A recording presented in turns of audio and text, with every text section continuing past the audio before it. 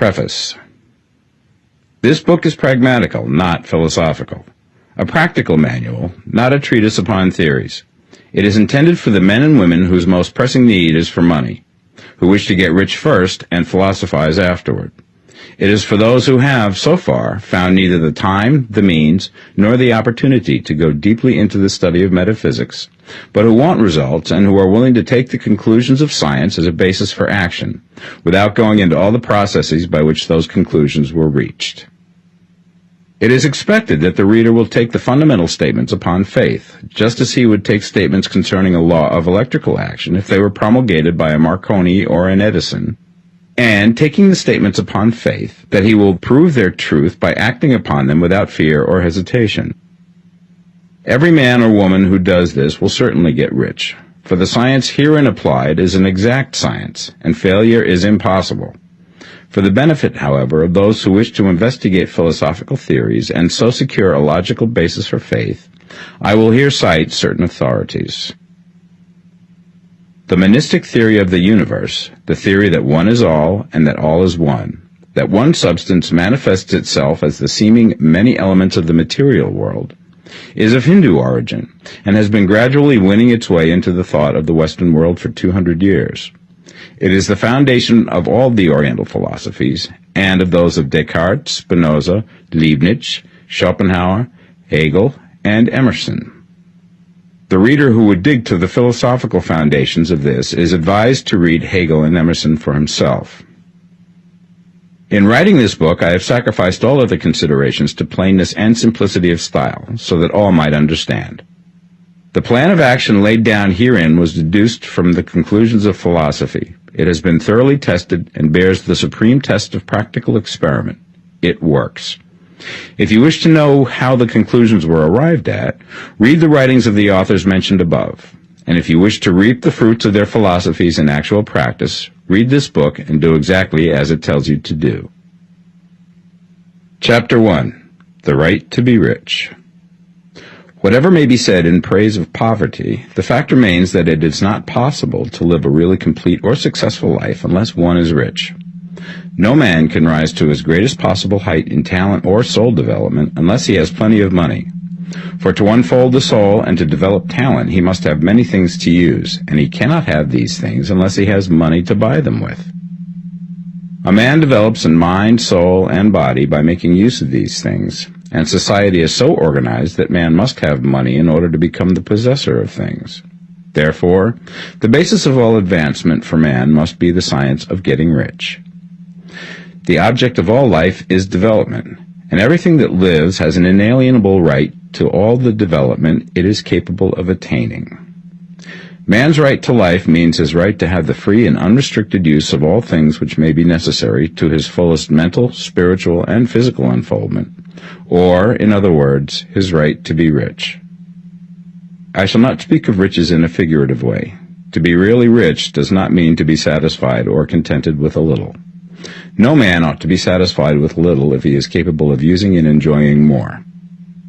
The purpose of nature is the advancement and unfoldment of life, and every man should have all that can contribute to the power, elegance, beauty, and richness of life. To be content with less is sinful. The man who owns all he wants for the living of all the life he is capable of living is rich, and no man who has not plenty of money can have all he wants. Life has advanced so far and become so complex that even the most ordinary man or woman requires a great amount of wealth in order to live in a manner that even approaches completeness. Every person naturally wants to become all that they are capable of becoming. This desire to realize innate possibilities is inherent in human nature. We cannot help wanting to be all that we can be. Success in life is becoming what you want to be. You can become what you want to be only by making use of things, and you can have the free use of things only as you become rich enough to buy them. To understand the science of getting rich is therefore the most essential of all knowledge. There is nothing wrong in wanting to get rich. The desire for riches is really the desire for a richer, fuller, and more abundant life, and that desire is praiseworthy. The man who does not desire to live more abundantly is abnormal, and so the man who does not desire to have money enough to buy all he wants is abnormal. There are three motives for which we live. We live for the body, we live for the mind, we live for the soul. No one of these is better or holier than the other. All are alike desirable, and no one of the three, body, mind, or soul, can live fully if either of the others is cut short of full life and expression. It is not right or noble to live only for the soul and deny mind or body, and it is wrong to live for the intellect and deny body or soul. We are all acquainted with the loathsome consequences of living for the body and denying both mind and soul, and we see that real life means the complete expression of all that man can give forth through body, mind, and soul. Whatever he can say, no man can be really happy or satisfied unless his body is living fully in every function, and unless the same is true of his mind and his soul. Wherever there is unexpressed possibility or function not performed, there is unsatisfied desire. Desire is possibility seeking expression, or function seeking performance. Man cannot live fully in body without good food, comfortable clothing, and warm shelter, and without freedom from excessive toil. Rest and recreation are also necessary to his physical life. He cannot live fully in mind without books and time to study them, without opportunity for travel and observation, or without intellectual companionship.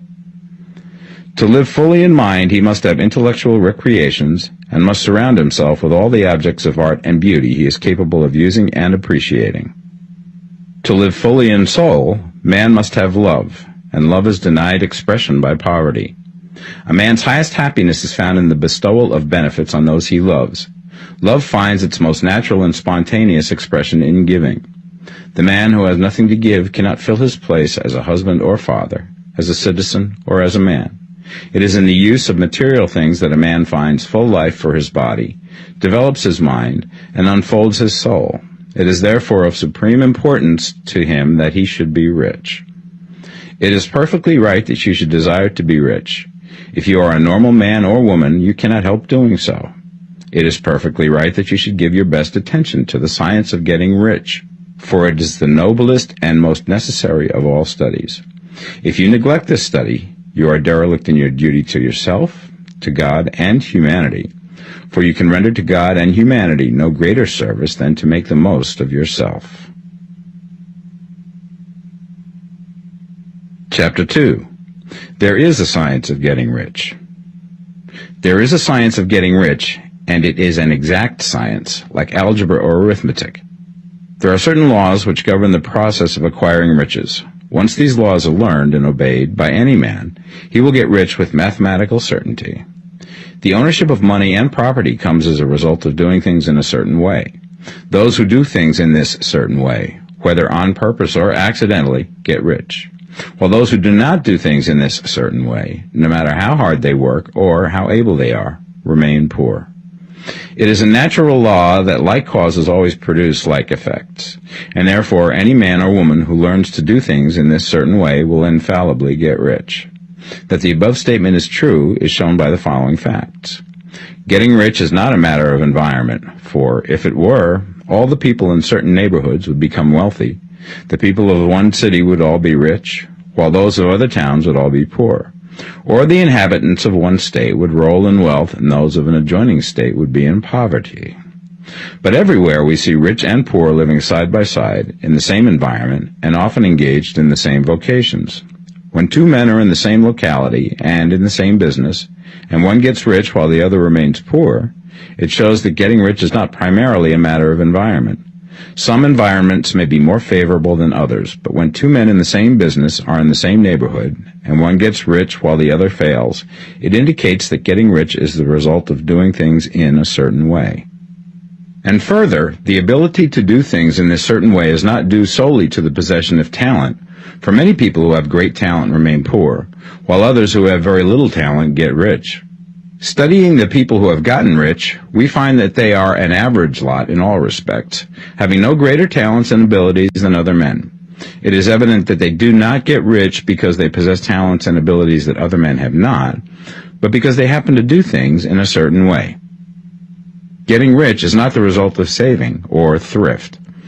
Many very penurious people are poor, while free spenders often get rich. Nor is getting rich due to doing things which others fail to do. For two men in the same business often do almost exactly the same things, and one gets rich while the other remains poor or becomes bankrupt. From all these things, we must come to the conclusion that getting rich is the result of doing things in a certain way. If getting rich is the result of doing things in a certain way, then any man or woman who can do things in that way can become rich, and the whole matter is brought within the domain of exact science. The question arises here whether this certain way may not be so difficult that only a few may follow it. This cannot be true, as we have seen, so far as natural ability is concerned. Talented people get rich, and blockheads get rich. Intellectually brilliant people get rich, and very stupid people get rich. Physically strong people get rich, and weak and sickly people get rich. Some degree of ability to think and understand is, of course, essential. But insofar natural ability is concerned, any man or woman who has sense enough to read and understand these words can certainly get rich. Also, we have seen that it is not a matter of environment. Location counts for something. One would not go to the heart of the Sahara and expect to do successful business. Getting rich involves the necessity of dealing with men and of being where there are people to deal with. And if these people are inclined to deal in the way that you want to deal, so much the better. But that is about as far as environment goes. If anybody else in your town can get rich, so can you. And if anybody else in your state can get rich, so can you. Again, it is not a matter of choosing some particular business or profession. People get rich in every business and in every profession, while their next-door neighbors in the same vocation remain in poverty.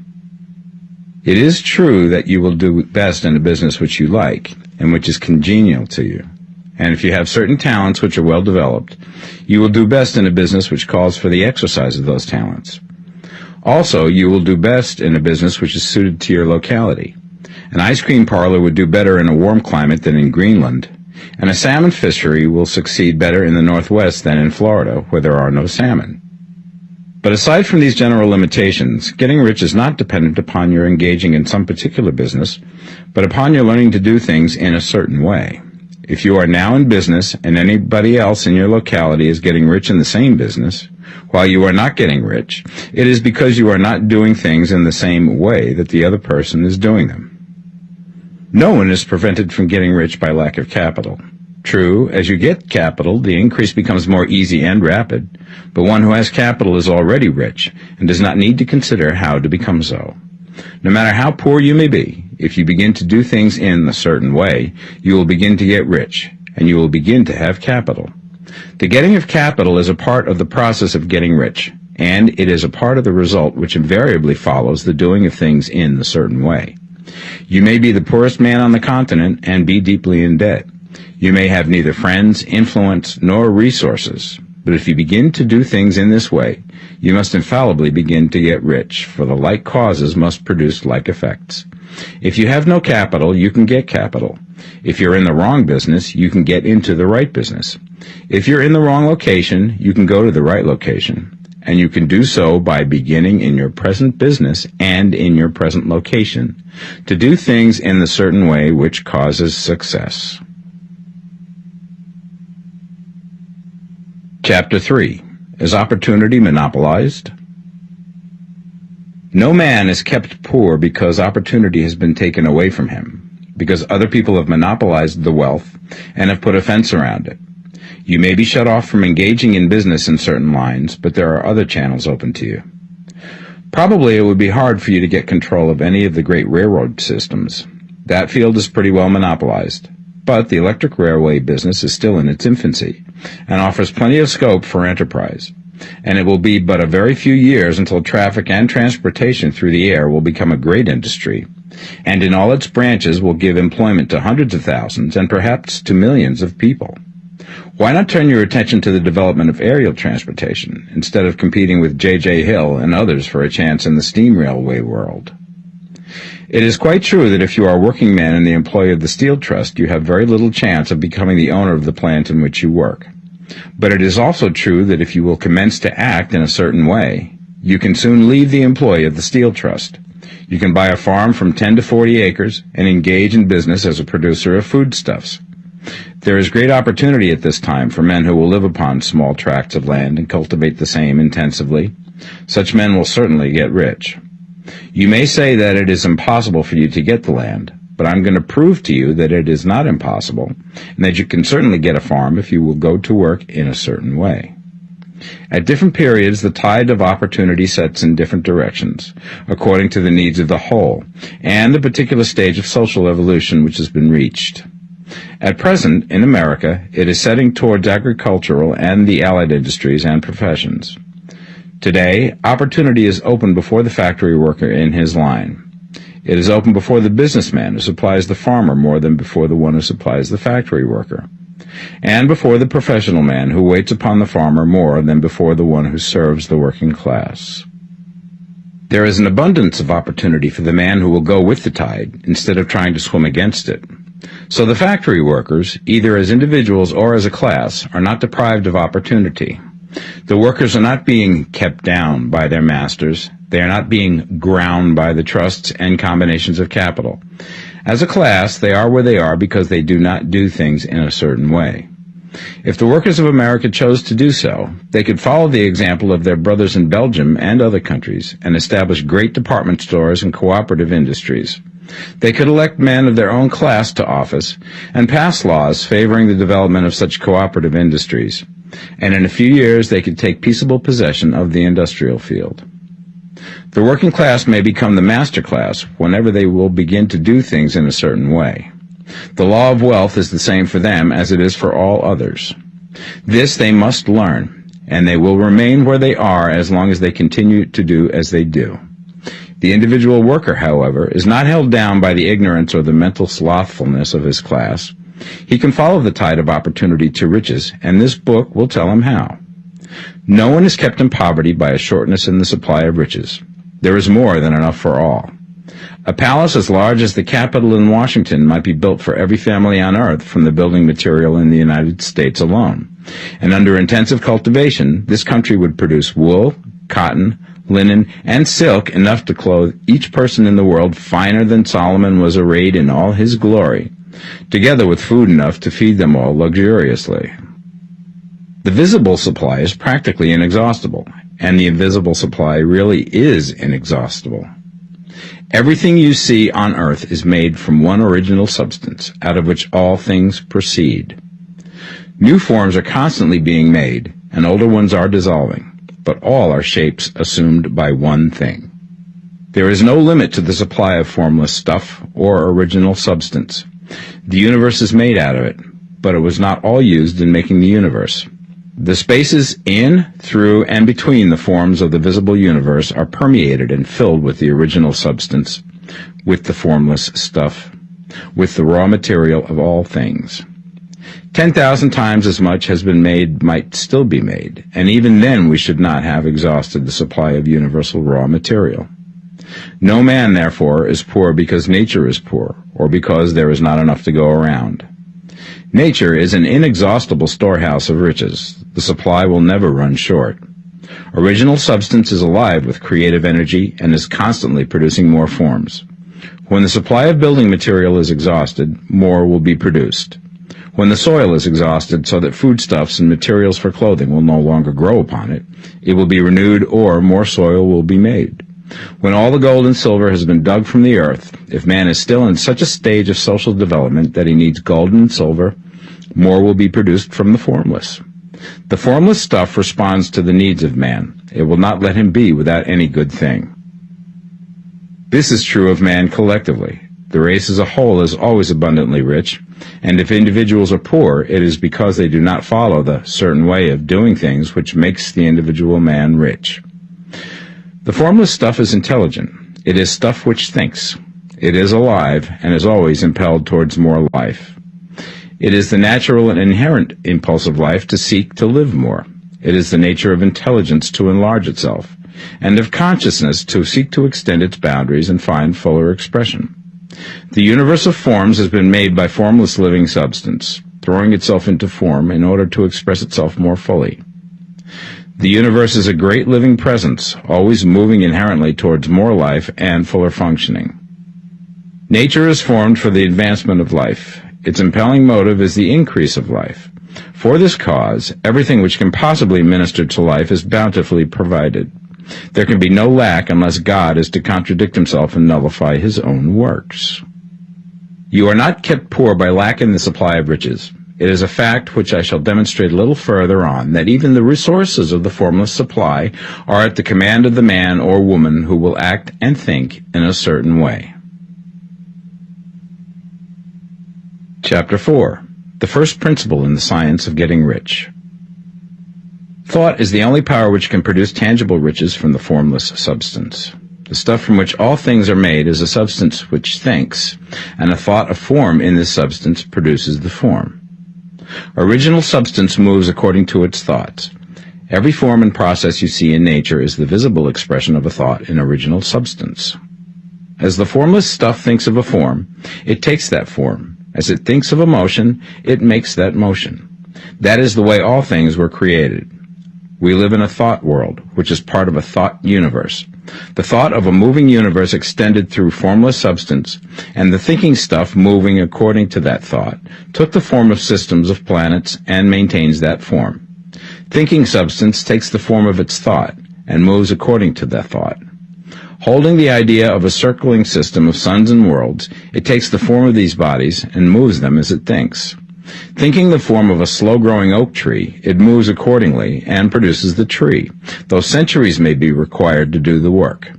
In creating, the formless seems to move according to the lines of motion it has established. The thought of an oak tree does not cause the instant formation of a full-grown tree, but it does start in motion the forces which will produce the tree along established lines of growth. Every thought of form held in thinking substance causes the creation of the form, but always, or at least generally, along lines of growth and action already established. The thought of a house of a certain construction, if it were impressed upon formless substance, might not cause the instant formation of the house, but it would cause the turning of creative energies already working in trade and commerce into such channels as to result in the speedy building of the house.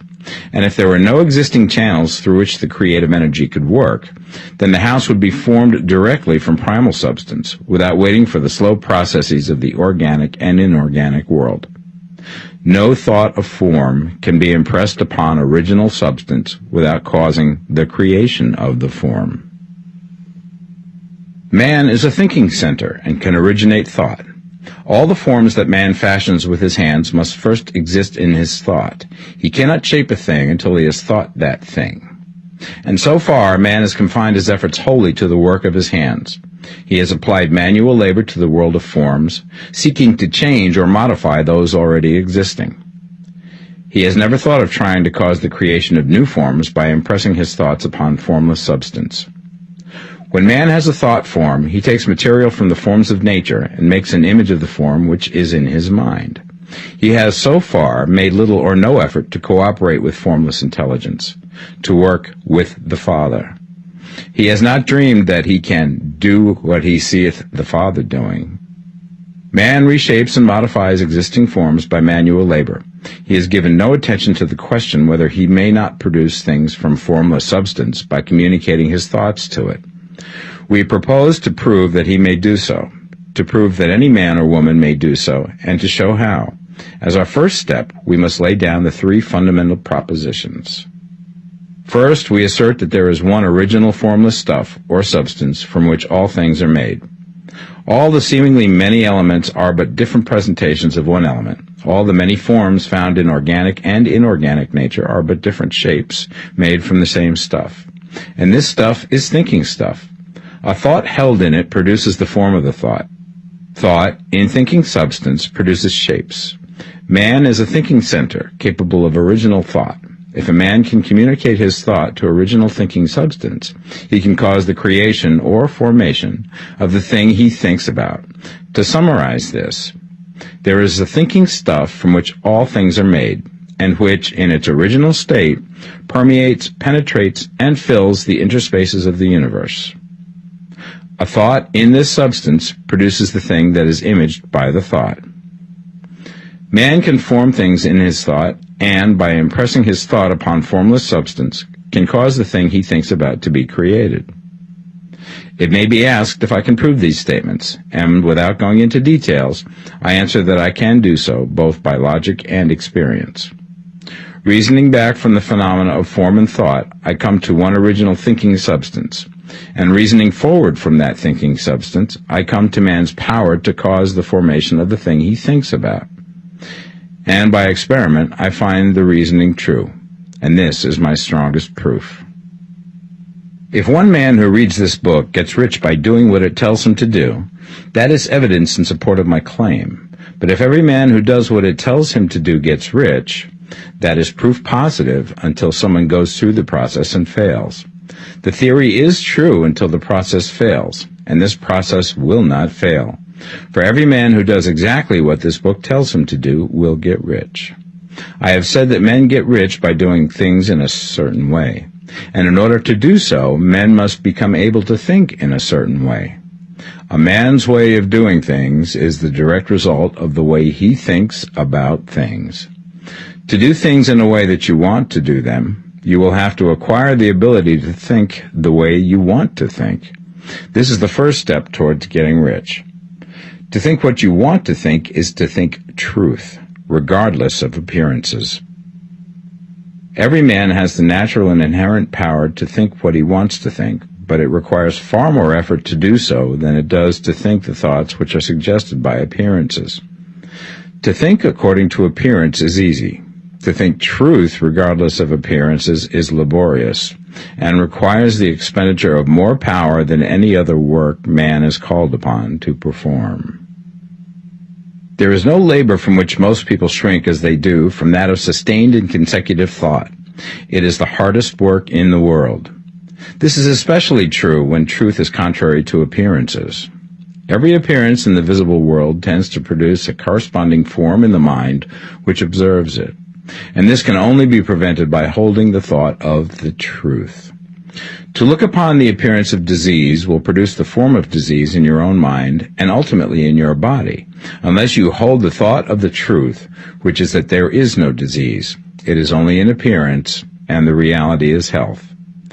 To look upon the appearances of poverty will produce corresponding forms in your own mind, unless you hold to the truth that there is no poverty, there is only abundance.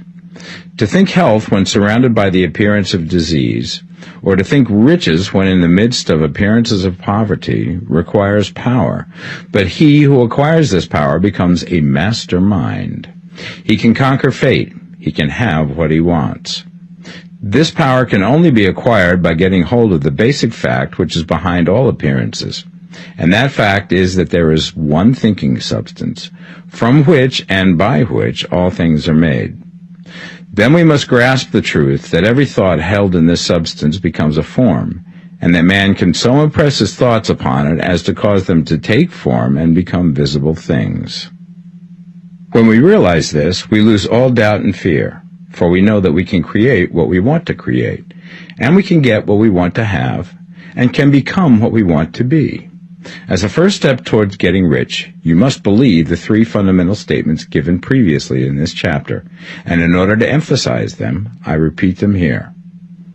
There is a thinking stuff from which all things are made, and which, in its original state, permeates, penetrates, and fills the interspaces of the universe.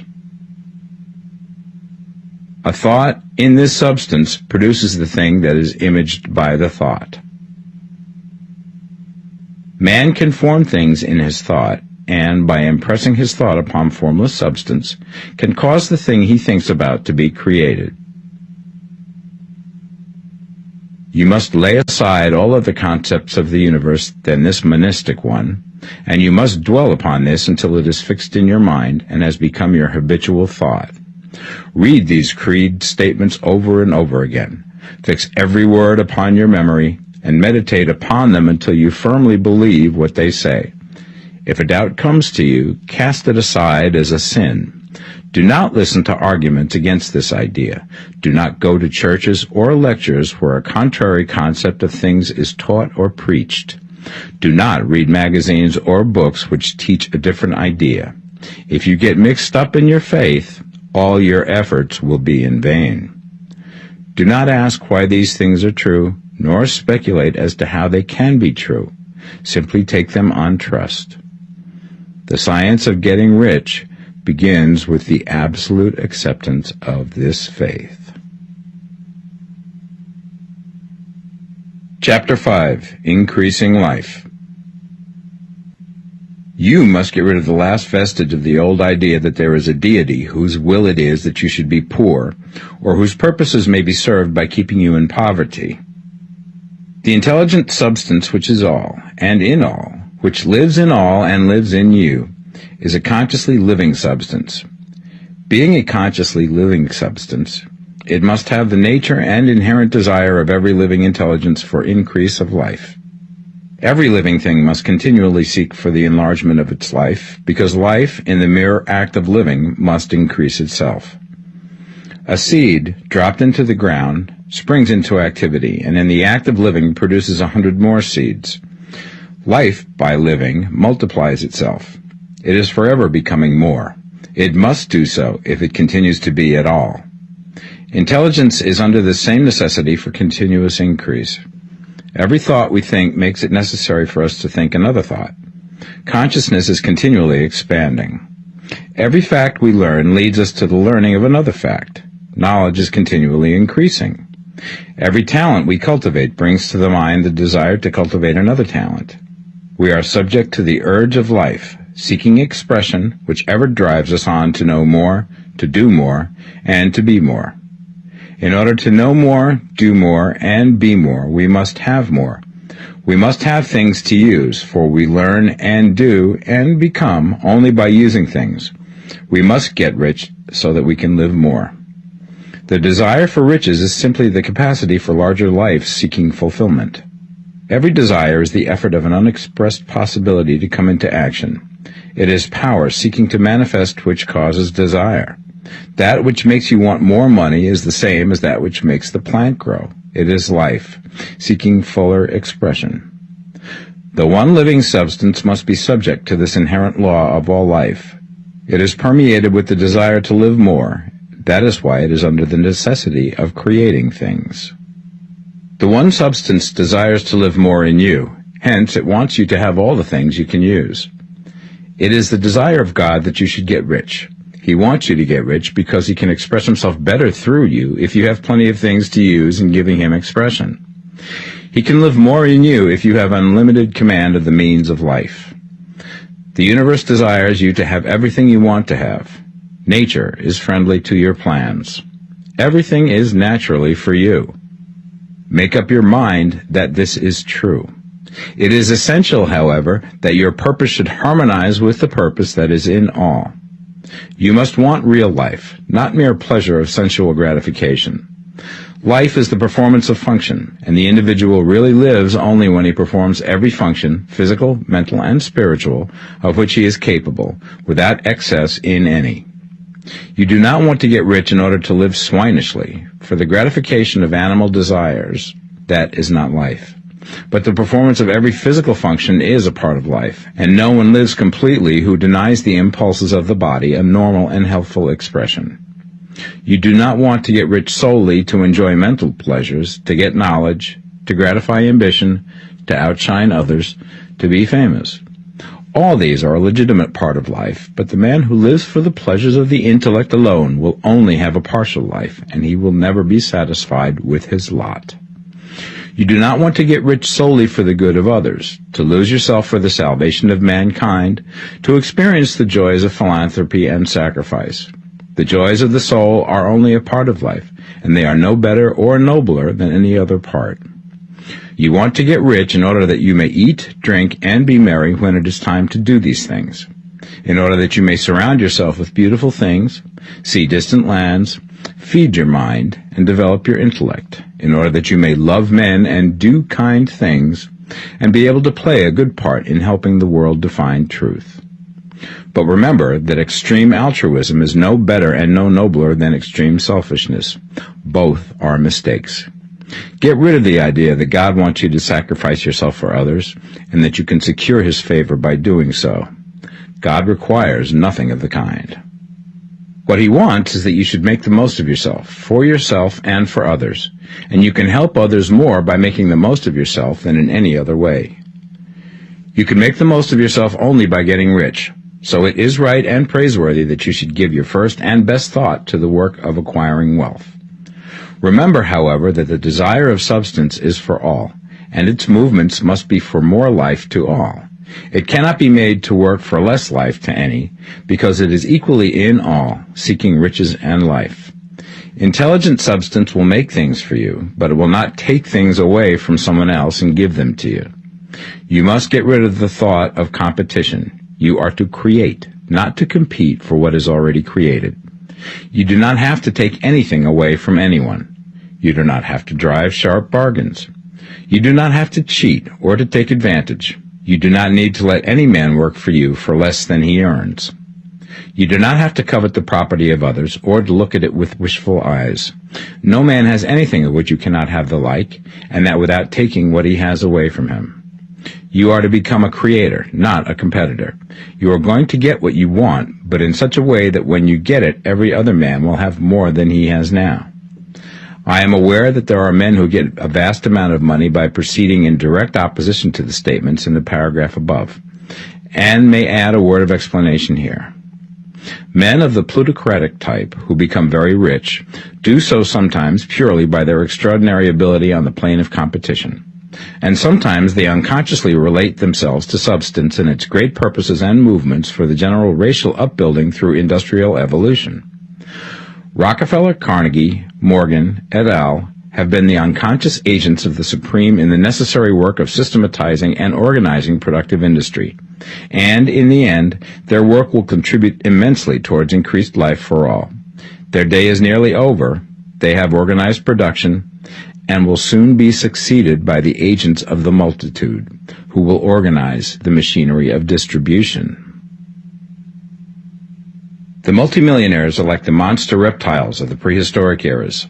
They play a necessary part in the evolutionary process, but the same power which produced them will dispose of them, and it is well to bear in mind that they have never been really rich.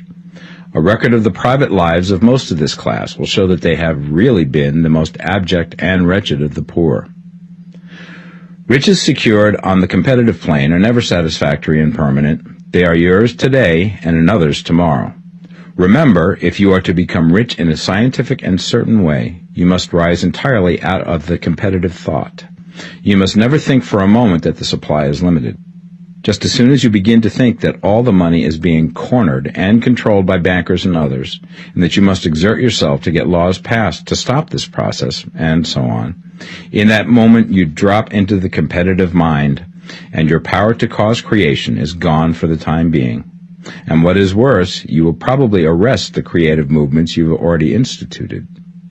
Know that there are countless millions of dollars worth of gold in the mountains of the earth, not yet brought to light, and know that if there were not, more would be created from thinking substance to supply your needs.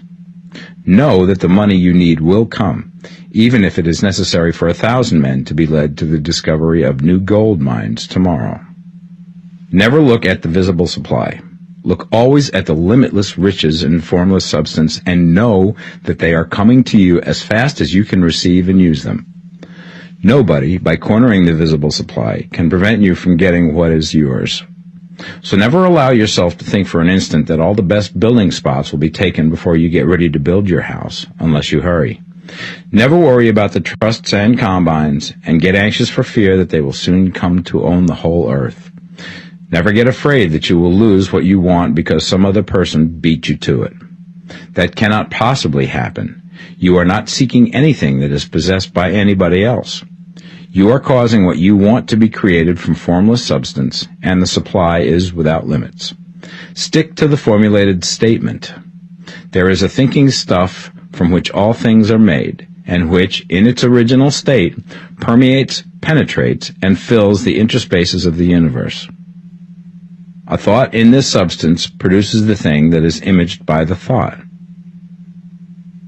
Man can form things in his thought, and by impressing his thought upon formless substance, can cause the thing he thinks about to be created. Chapter 6. How Riches Come to You. When I say that you do not have to drive sharp bargains, I do not mean that you do not have to drive any bargains at all, or that you are above the necessity for having any dealings with your fellow men. I mean that you will not need to deal with them unfairly. You do not have to get something for nothing, but can give to every man more than you take from him. You cannot give every man more in cash market value than you take from him, but you can give him more in use value than the cash value of the thing you take from him. The paper, ink, and other material in this book may not be worth the money you pay for it, but if the ideas suggested by it bring you thousands of dollars, you have not been wronged by those who sold it to you. They have given you a great use value for a small cash value. Let us suppose that I own a picture by one of the great artists, which in any civilized community is worth thousands of dollars. I take it to Baffin Ray, and by salesmanship induce an Eskimo to give a bundle of furs worth $500 for it. I have really wronged him, for he has no use for the picture. It has no value to him. It will not add to his life. But suppose I give him a gun worth $50 for his furs. Then he has made a good bargain. He has use for the gun. It will get him many more furs and much food. It will add to his life in every way. It will make him rich.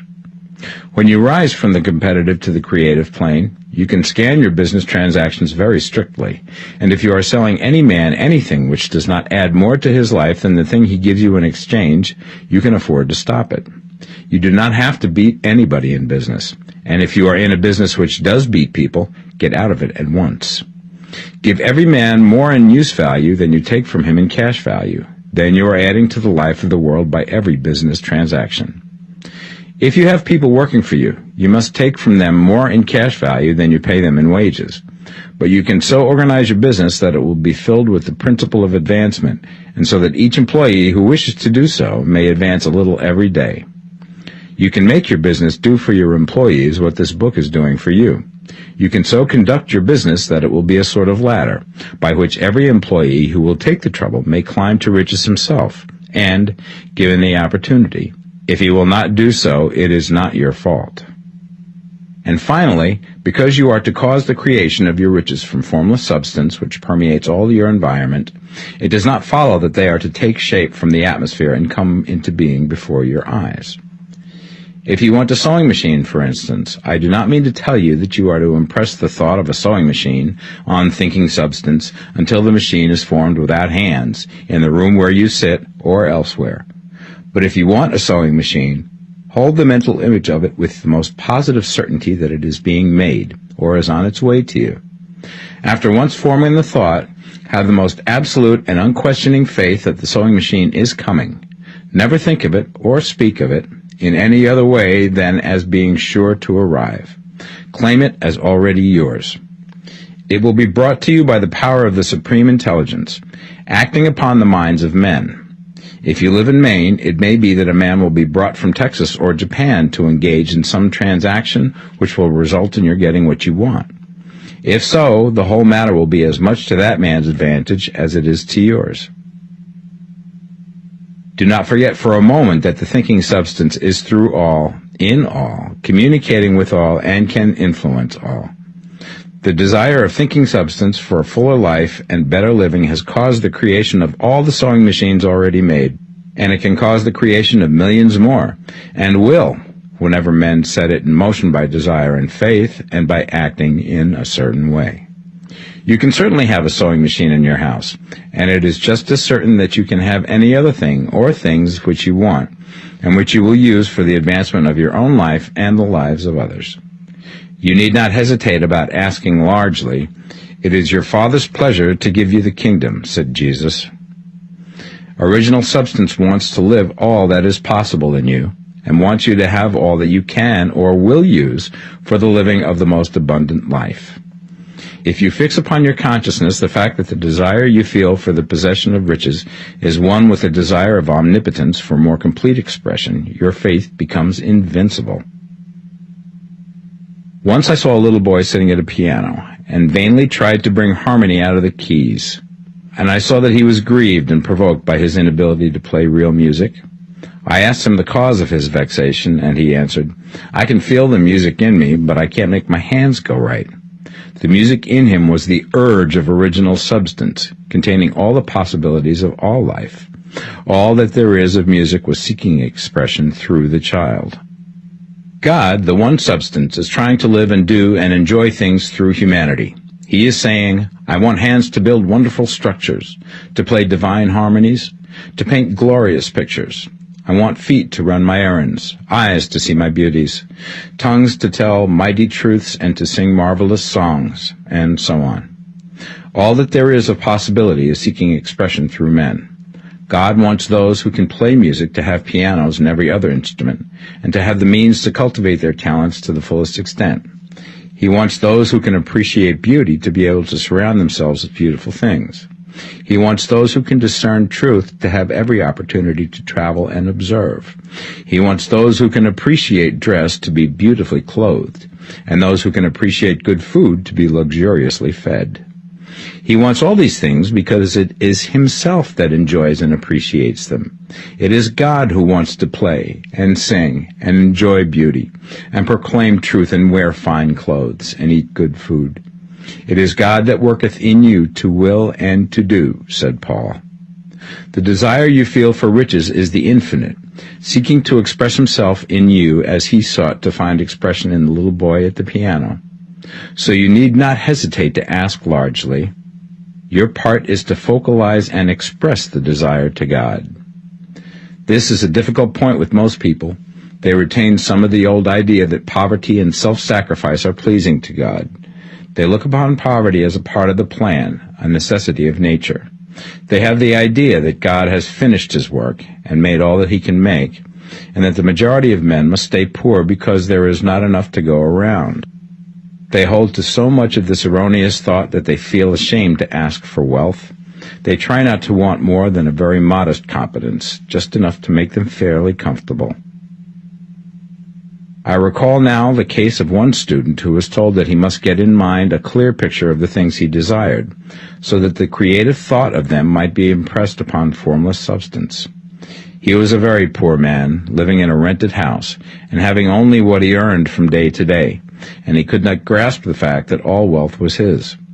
So, after thinking the matter over, he decided that he might reasonably ask for a new rug for the floor of his best room, and an anthracite coal stove to heat the house during the cold weather. Following the instructions given in this book, he obtained these things in a few months, and then it dawned upon him that he had not asked enough. He went through the house in which he lived, and planned all the improvements he would like to make in it. He mentally added a bay window here and a room there, until it was complete in his mind as an ideal home, and then he planned its furnishings. Holding the whole picture in his mind, he began living in the certain way, and moving towards what he wanted. And he now owns the house, and is rebuilding it after the form of his mental image. And now, with still larger faith, he is going to get greater things. It has been unto him according to his faith, and it is so with you and with all of us. Chapter 7. Gratitude. The illustrations given in the last chapter will have conveyed the fact that the first step towards getting rich is to convey the idea of your wants to the formless substance. This is true, and you will see that in order to do so, it becomes necessary to relate yourself to the formless intelligence in a harmonious way.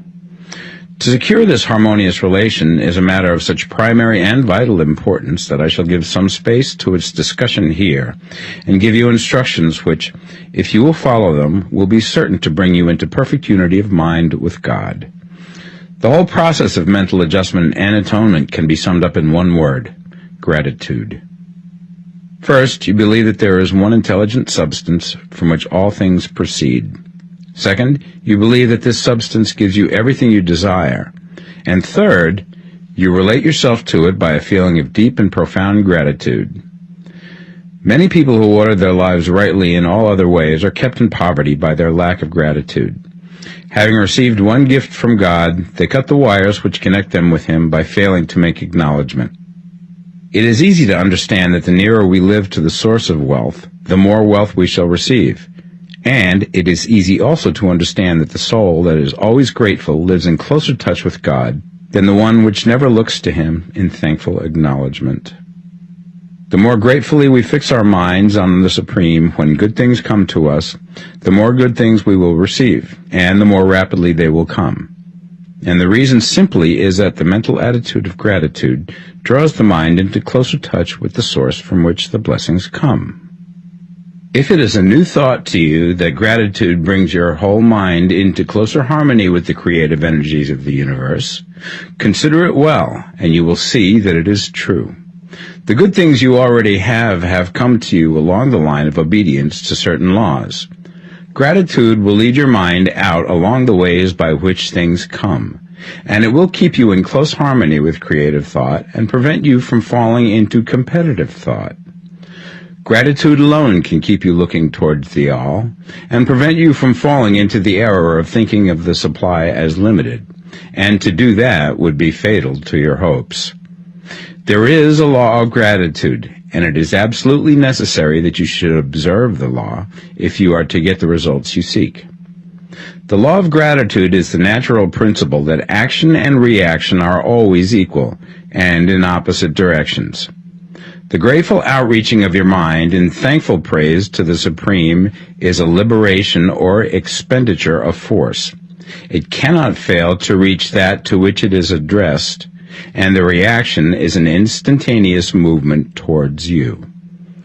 Draw nigh unto God, and he will draw nigh unto you. That is a statement of psychological truth. And if your gratitude is strong and constant, the reaction in formless substance will be strong and continuous. The movement of the things you want will always be towards you. Notice the grateful attitude that Jesus took. How he always seemed to be saying, I thank thee, Father, that thou hearest me. You cannot exercise much power without gratitude, for it is gratitude that keeps you connected with power. But the value of gratitude does not consist solely in getting you more blessings in the future. Without gratitude, you cannot long keep from dissatisfied thought regarding things as they are.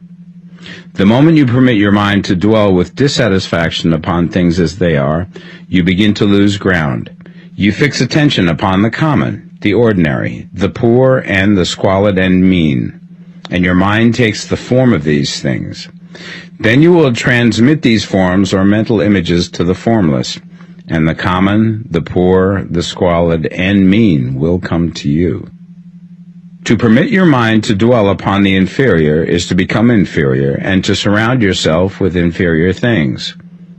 On the other hand, to fix your attention on the best is to surround yourself with the best and to become the best.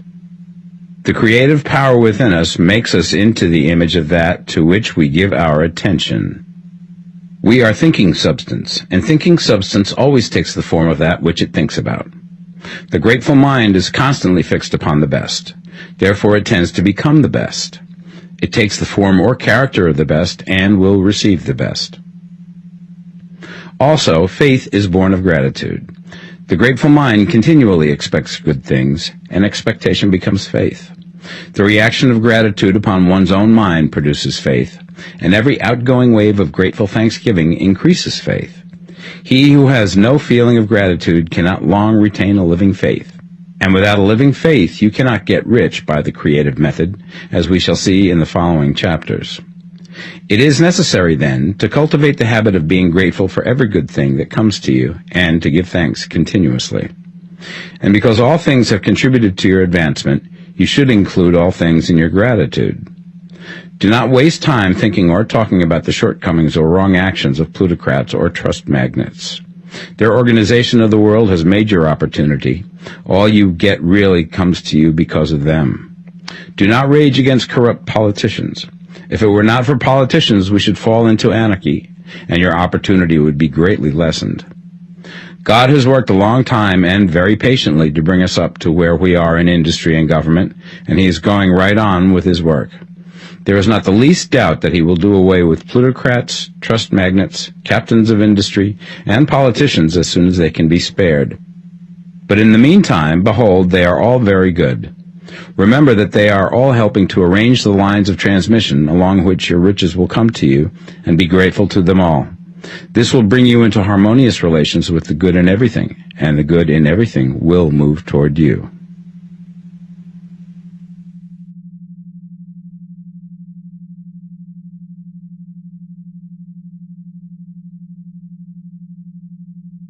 The Science of Getting Rich, Part 2. Chapter 8.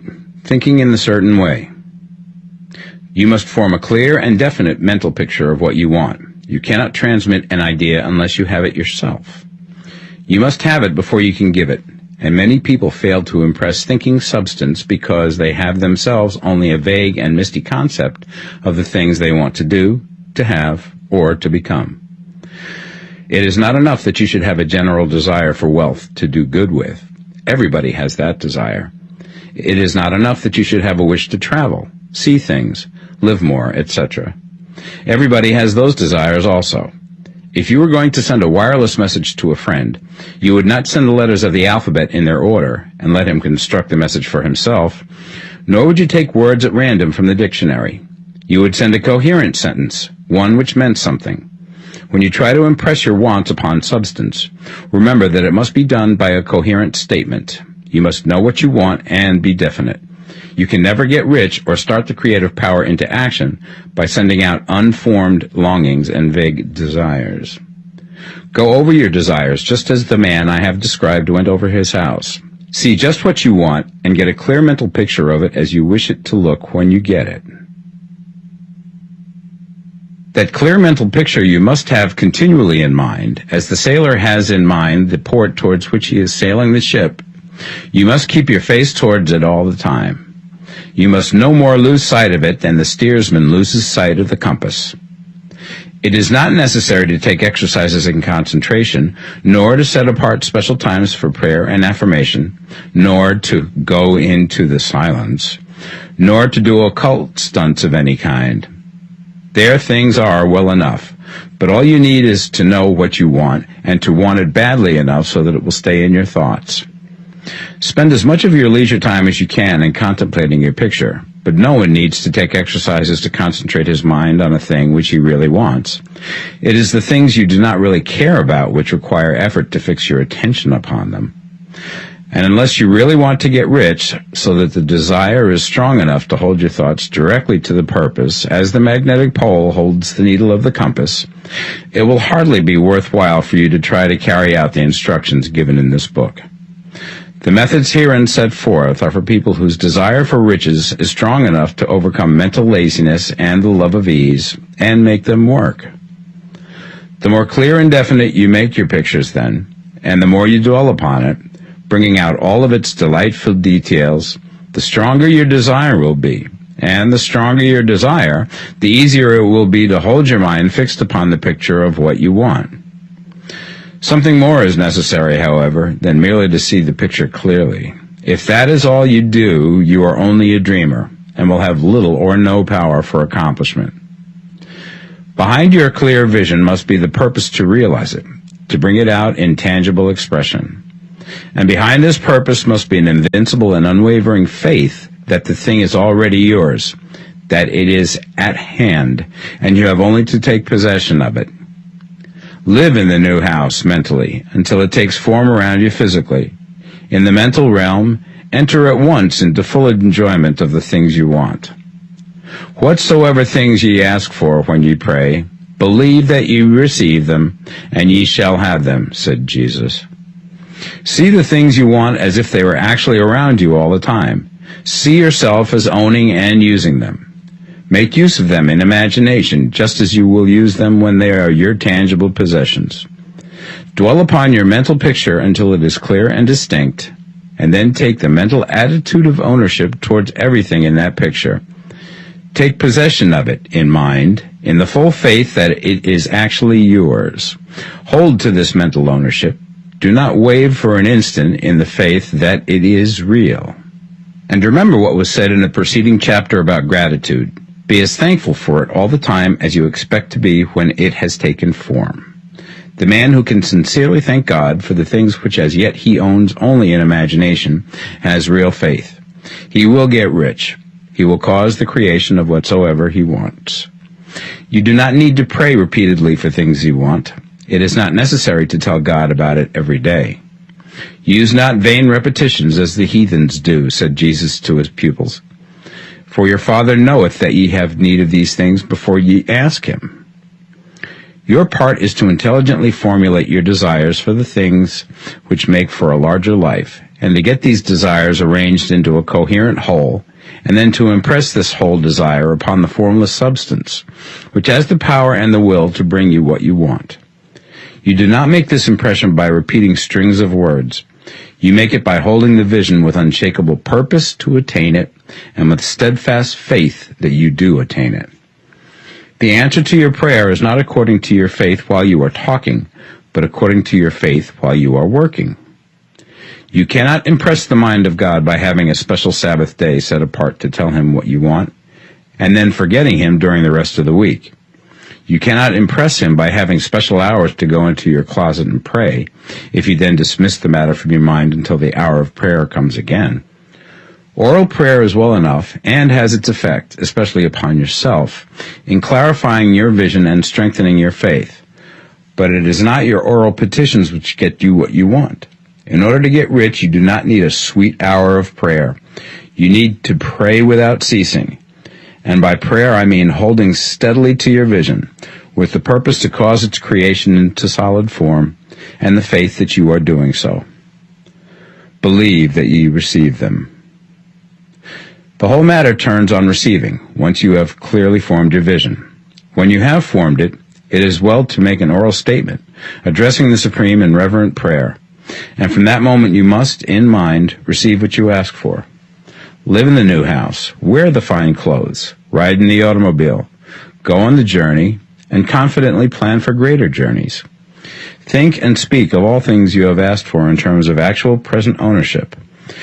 Imagine an environment and a financial condition exactly as you want them, and live all the time in that imaginary environment and financial condition. Mind, however, that you do not do this as a mere dreamer and castle builder. Hold to the faith that the imaginary is being realized, and to the purpose to realize it. Remember that it is faith and purpose in the use of imagination which makes the difference between the scientist and the dreamer. And having learned this fact, it is here that you must learn the proper use of the will. Chapter 9. How to use the will. To set about getting rich in a scientific way, you do not try to apply your willpower to anything outside of yourself. You have no right to do so anyway. It is wrong to apply your will to other men and women in order to get them to do what you wish done. It is as flagrantly wrong to coerce people by mental power as it is to coerce them by physical power. If compelling people by physical force to do things for you reduces them to slavery, compelling them by mental means accomplishes exactly the same thing. The only difference is in methods. If taking things from people by physical force is robbery, then taking things by mental force is robbery also. There is no difference in principle. You have no right to use your willpower upon another person, even for his own good, for you do not know what is for his good. The science of getting rich does not require you to apply power or force to any other person in any way whatsoever. There is not the slightest necessity for doing so. Indeed, any attempt to use your will upon others will only tend to defeat your purpose. You do not need to apply your will to things in order to compel them to come to you. That would simply be trying to coerce God, and would be foolish and useless, as well as irreverent. You do not have to compel God to give you good things, any more than you have to use your willpower to make the sun rise. You do not have to use your willpower to conquer an unfriendly deity, or to make stubborn and rebellious forces do your bidding. Substance is friendly to you, and is more anxious to give you what you want than you are to get it. To get rich, you need only to use your willpower upon yourself. When you know what to think and do, then you must use your will to compel yourself to think and do the right things. That is the legitimate use of the will in getting what you want, to use it in holding yourself to the right course. Use your will to keep yourself thinking and acting in the certain way. Do not try to project your will or thoughts or your mind out into space to act on things or people. Keep your mind at home. It can accomplish more there than elsewhere. Use your mind to form a mental image of what you want and to hold that vision with faith and purpose, and use your will to keep your mind working in the right way. The more steady and continuous your faith and purpose, the more rapidly you will get rich, because you will make only positive impressions upon substance, and you will not neutralize or offset them by negative impressions. The picture of your desires, held with faith and purpose, is taken up by the formless and permeates it to great distances throughout the universe, for all I know. As this impression spreads, all things are set moving towards its realizations. Every living thing, every inanimate thing, and the things yet uncreated are stirred towards bringing into being that which you want. All forces begin to be exerted in that direction. All things begin to move towards you. The minds of people everywhere are influenced towards doing the things necessary to the fulfilling of your desires, and they work for you unconsciously. But you can check all this by starting a negative impression in the formless substance. Doubt or unbelief is as certain to start a movement away from you as faith and purpose are to start one toward you. It is by not understanding this that most people who try to make use of mental science in getting rich make their failure. Every hour and moment you spend in giving heeds to doubts and fears. Every hour you spend in worry, every hour in which your soul is possessed by unbelief, sets a current away from you in the whole domain of intelligent substance. All the promises are unto them that believe, and unto them only.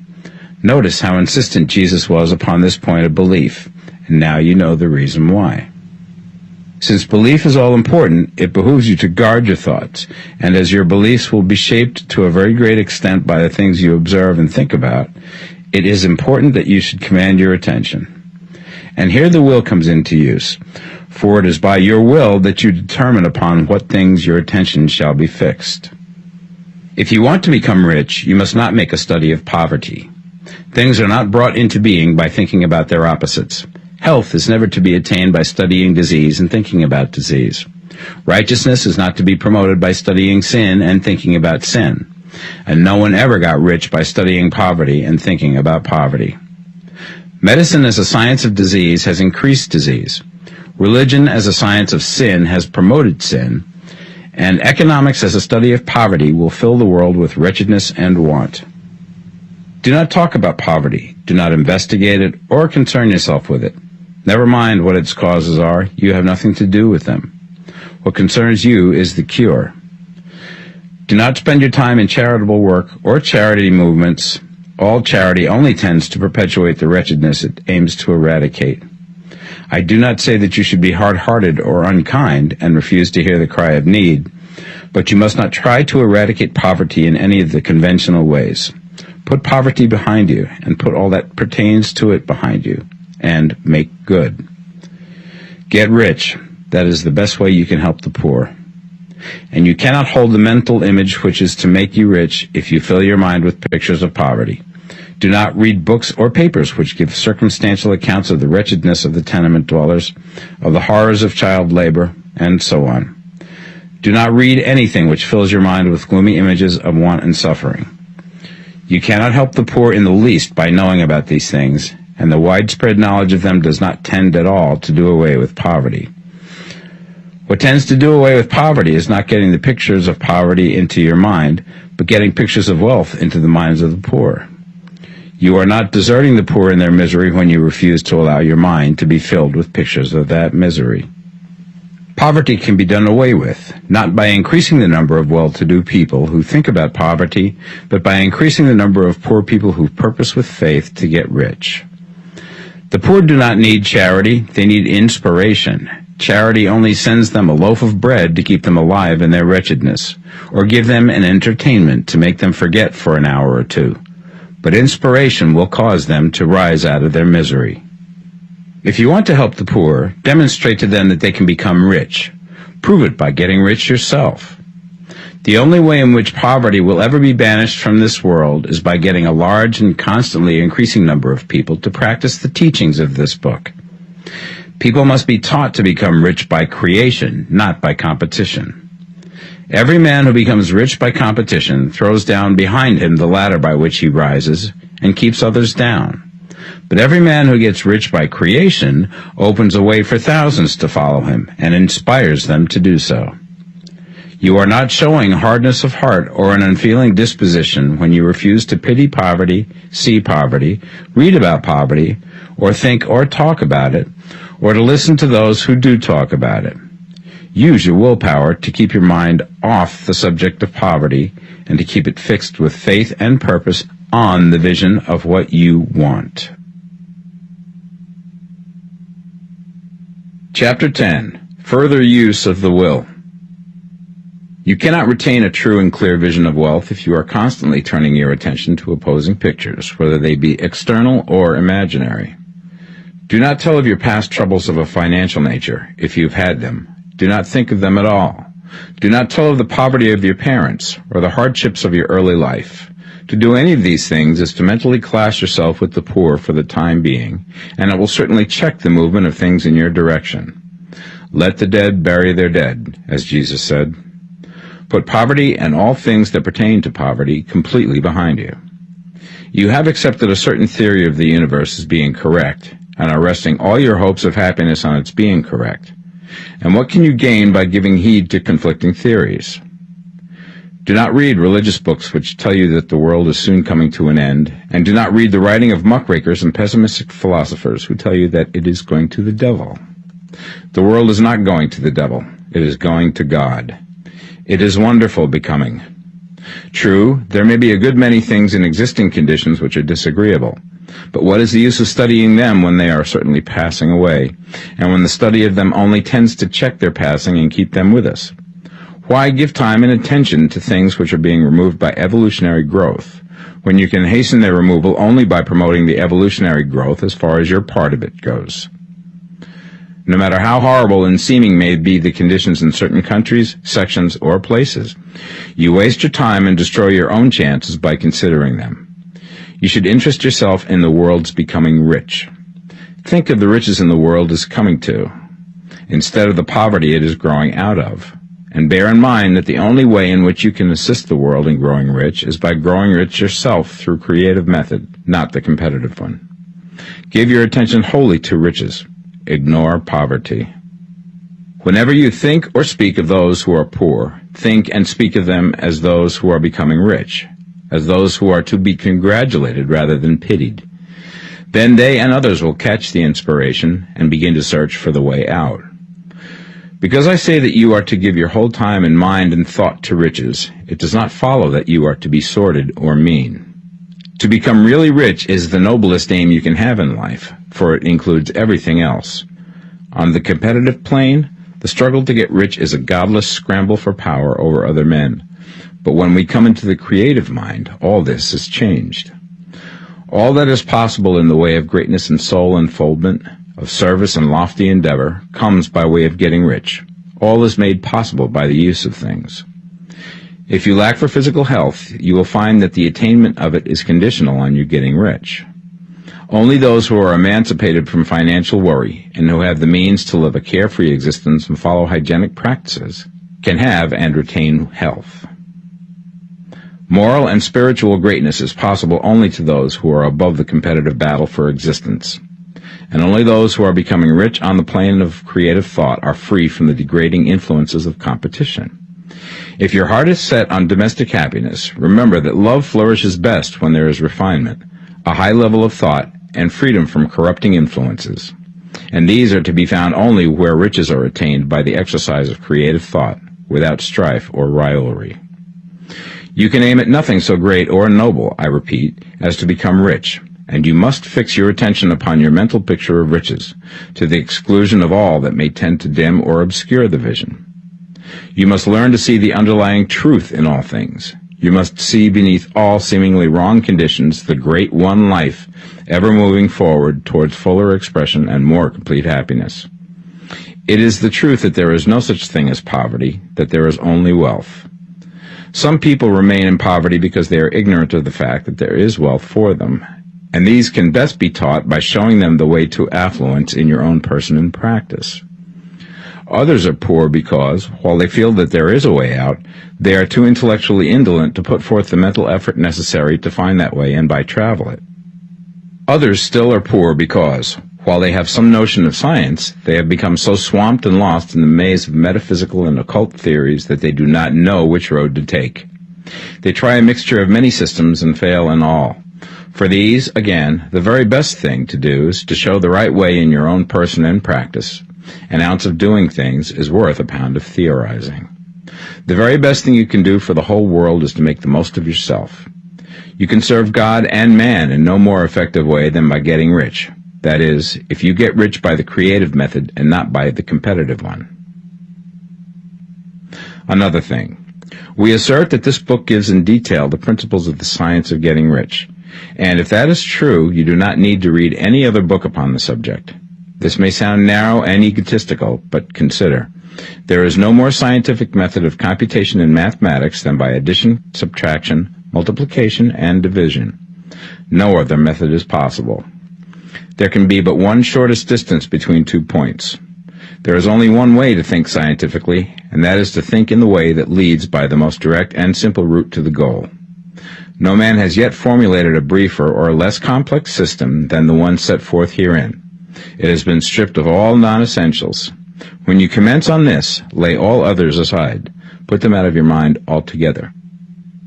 Read this book every day. Keep it with you. Commit it to memory, and do not think about other systems and theories. If you do, you will begin to have doubts, and to be uncertain and wavering in your thought, and then you will begin to make failures.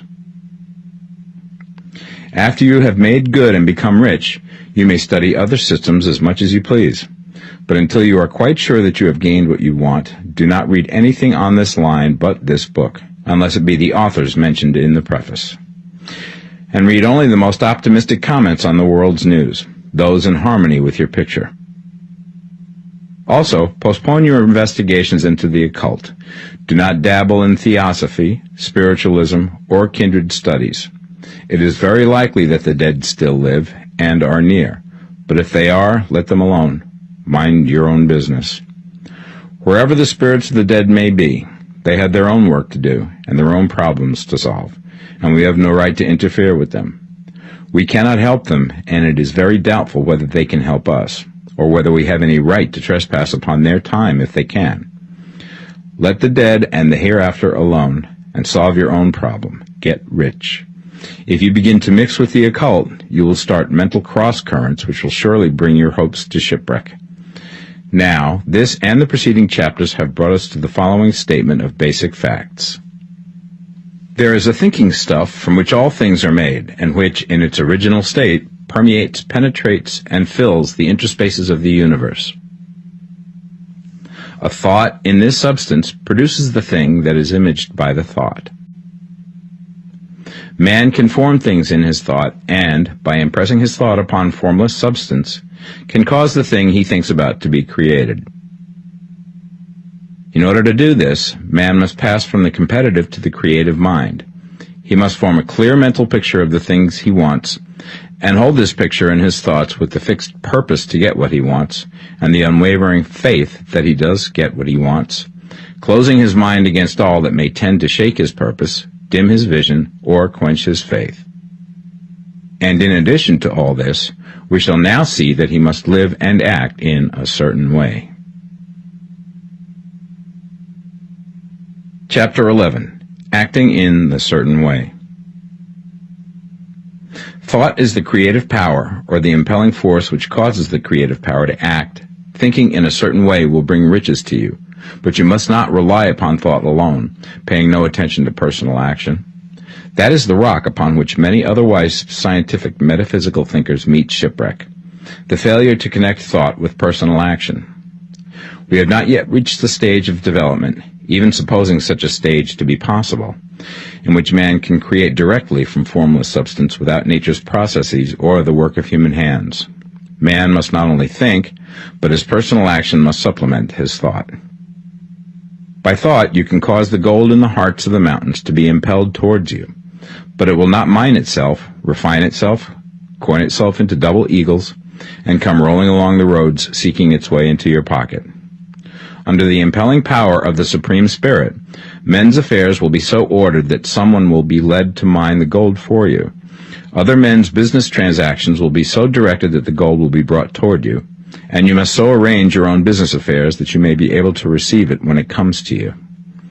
Your thought makes all things, animate and inanimate, work to bring you what you want, but your personal activity must be such that you can rightly receive what you want when it reaches you. You are not to take it as charity, nor to steal it. You must give every man more in use value than he gives you in cash value. The scientific use of thought consists in forming a clear and distinct mental image of what you want, in holding fast to the purpose to get what you want, and in realizing with grateful faith that you do get what you want. Do not try to project your thought in any mysterious or occult way with the idea of having it go out and do things for you. That is a wasted effort and will weaken your power to think with sanity. The action of thought in getting rich is fully explained in the preceding chapters. Your faith and purpose positively impress your vision upon formless substance, which has the same desire for more life that you have. And this vision, received from you, sets all the creative forces at work in and through their regular channels of action, but directed towards you. It is not your part to guide or supervise the creative process.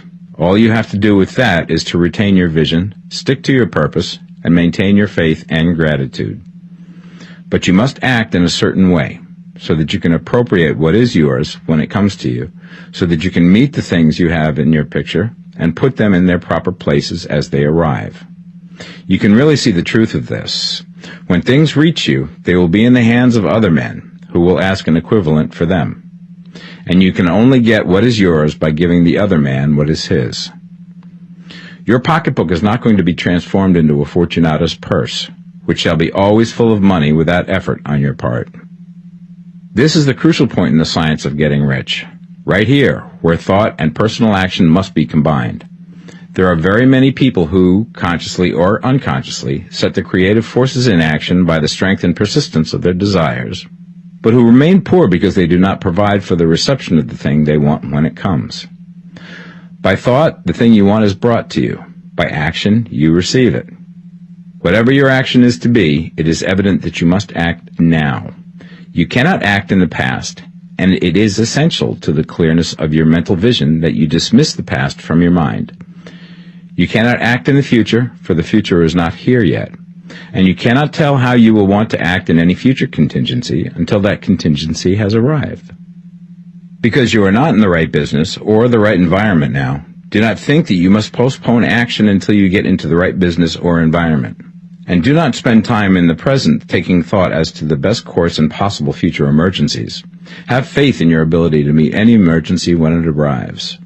If you act in the present with your mind on the future, your present action will be with a divided mind and will not be effective. Put your whole mind into present action. Do not give your creative impulse to original substance, and then sit down and wait for results. If you do, you will never get them. Act now. There is never any time but now, and there never will be any time but now. If you are ever to begin to make ready for the reception of what you want, you must begin now. And your action, whatever it is, must most likely be in your present business or employment, and must be upon the persons and things in your present environment. You cannot act where you are not, you cannot act where you have been, and you cannot act where you are going to be. You can act only where you are. Do not bother as to whether yesterday's work was well done or ill done. Do today's work well. Do not try to do tomorrow's work now. There will be plenty of time to do that when you get to it. Do not try, by occult or mystical means, to act on people or things that are out of your reach. Do not wait for a change of environment. Before you act, get a change of environment by action. You can so act upon the environment in which you are now as to cause yourself to be transferred to a better environment. Hold with faith and purpose the vision of yourself in the better environment, but act upon your present environment with all your heart and with all your strength and with all your mind. Do not spend any time in daydreaming or castle building. Hold to the one vision of what you want and act now. Do not cast about seeking some new thing to do, or some strange, unusual, or remarkable action to perform as a first step towards getting rich. It is probable that your actions, at least for some time to come, will be those you have been performing for some time past, but you are to begin now to perform these actions in a certain way, which will surely make you rich. If you are engaged in some business and feel that it is not the right one for you, do not wait until you get into the right business before you begin to act. Do not feel discouraged or sit down and lament because you are misplaced. No man was ever so misplaced that he could not find the right place, and no man ever became so involved in the wrong business but that he could get into the right business. Hold the vision of yourself in the right business, with the purpose to get into it, and the faith that you will get into it and are getting into it, but act in your present business. Use your present business as the means of getting a better one, and use your present environment as the means of getting into a better one. Your vision of the right business, if held with faith and purpose, will cause the Supreme to move the right business towards you, and your action, if performed in a certain way, will cause you to move towards the business. If you are an employee or a wage earner and feel that you must change places in order to get what you want, do not project your thought into space and rely upon it to get you another job. It will probably fail to do so. Hold the vision of yourself in the job you want, while you act with faith and purpose on the job you have, and you will certainly get the job you want. Your vision and faith will set the creative force in motion to bring it toward you, and your action will cause the forces in your own environment to move you toward the place you want. In closing this chapter, we will add another statement to our syllabus. There is a thinking stuff from which all things are made, and which, in its original state, permeates, penetrates, and fills the interspaces of the universe. A thought in this substance produces the thing that is imaged by the thought. Man can form things in his thought, and by impressing his thought upon formless substance, can cause the thing he thinks about to be created. In order to do this, man must pass from the competitive to the creative mind. He must form a clear mental picture of the thing he wants, and hold this picture in his thoughts with the fixed purpose to get what he wants, and the unwavering faith that he does get what he wants, closing his mind to all that may tend to shake his purpose, dim his vision, or quench his faith. That he may receive what he wants when it comes, man must act now upon the people and things in his present environment. Chapter 12. Efficient Action. You must use your thought as directed in previous chapters and begin to do what you can do where you are. And you must do all that you can do where you are. You can advance only by being larger than your present place, and no man is larger than his present place who leaves undone any of the work pertaining to that place. The world is advanced only by those who more than fill their present places. If no man quite filled his present place, you can see that there must be a going backward in everything. Those who do not quite fill their present places are dead weight upon society, government, commerce, and industry. They must be carried along by others at a great expense. The progress of the world is retarded only by those who do not fill the places they are holding. They belong to a former age and a lower stage or plane of life, and their tendency is towards degeneration. No society could advance if every man was smaller than his place. Social evolution is guided by the law of physical and mental evolution. In the animal world, evolution is caused by excess of life. When an organism has more life than can be expressed in the function of its own plane, it develops the organs of a higher plane, and a new species is originated. There never would have been new species had there not been organisms which more than filled their places. The law is exactly the same for you. Your getting rich depends upon your applying this principle to your own affairs. Every day is either a successful day or a day of failure, and it is the successful days which get you what you want. If every day is a failure, you can never get rich, while if every day is a success, you cannot fail to get rich. If there is something that may be done today, and you do not do it, you have failed in so far as that thing is concerned, and the consequences may be more disastrous than you imagine. You cannot foresee the results of even the most trivial act. You do not know the workings of all the forces that have been set moving in your behalf. Much may be depending on your doing some simple act. It may be the very thing which is to open the door of opportunity to very great possibilities. You can never know all the combinations which Supreme Intelligence is making for you in the world of things and of human affairs. Your neglect or failure to do some small thing may cause a long delay in getting what you want. Do, every day, all that can be done that day. There is, however, a limitation or qualification of the above that you must take into account. You are not to overwork, not to rush blindly into your business in the effort to do the greatest possible number of things in the shortest possible time. You are not to try to do tomorrow's work today, nor to do a week's work in a day. It is really not the number of things you do, but the efficiency of each separate action that counts. Every act is, in itself, either a success or a failure. Every act is, in itself, either effective or inefficient. Every inefficient act is a failure, and if you spend your life in doing inefficient acts, your whole life will be a failure. The more things you do, the worse for you if all your acts are inefficient ones. On the other hand, every efficient act is a success in itself, and if every act of your life is an efficient one, your whole life must be a success. The cause of failure is doing too many things in an inefficient manner, and not doing enough things in an efficient manner. You will see that it is a self-evident proposition that if you do not do any inefficient acts, and if you do a sufficient number of efficient acts, you will become rich. If, now, it is possible for you to make each act an efficient one, you see again that the getting of riches is reduced to an exact science, like mathematics. The matter turns, then, on the questions whether you can make each separate act a success in itself, and this you certainly can do. You can make each act a success because all power is working with you, and all power cannot fail. Power is at your service, and to make each act efficient, you have only to put power into it. Every action is either strong or weak, and when everyone is strong, you are acting in a certain way, which will make you rich. Every act can be made strong and efficient by holding your vision while you are doing it, and putting the whole power of your faith and purpose into it. It is at this point that the people fail who separate mental power from personal action. They use the power of the mind in one place and at one time, and they act in another place at another time. So their acts are not successful in themselves. Too many of them are inefficient. But if all power goes into every act, no matter how commonplace, every act will be a success in itself.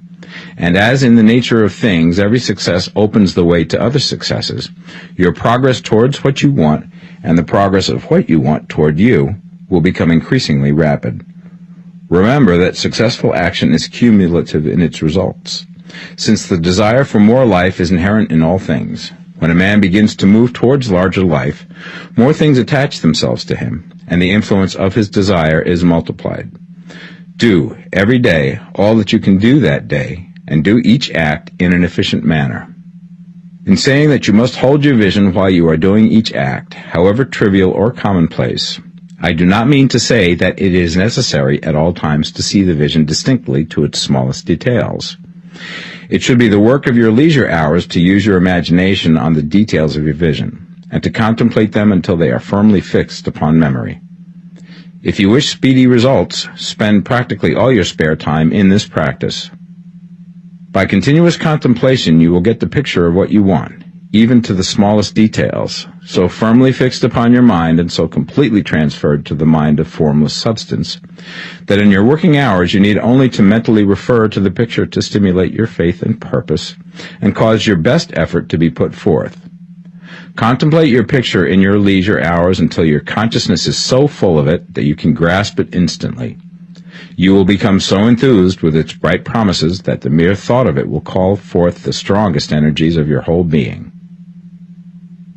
Let us again repeat our syllabus, and by slightly changing the closing statements, bring it to the point we have now reached.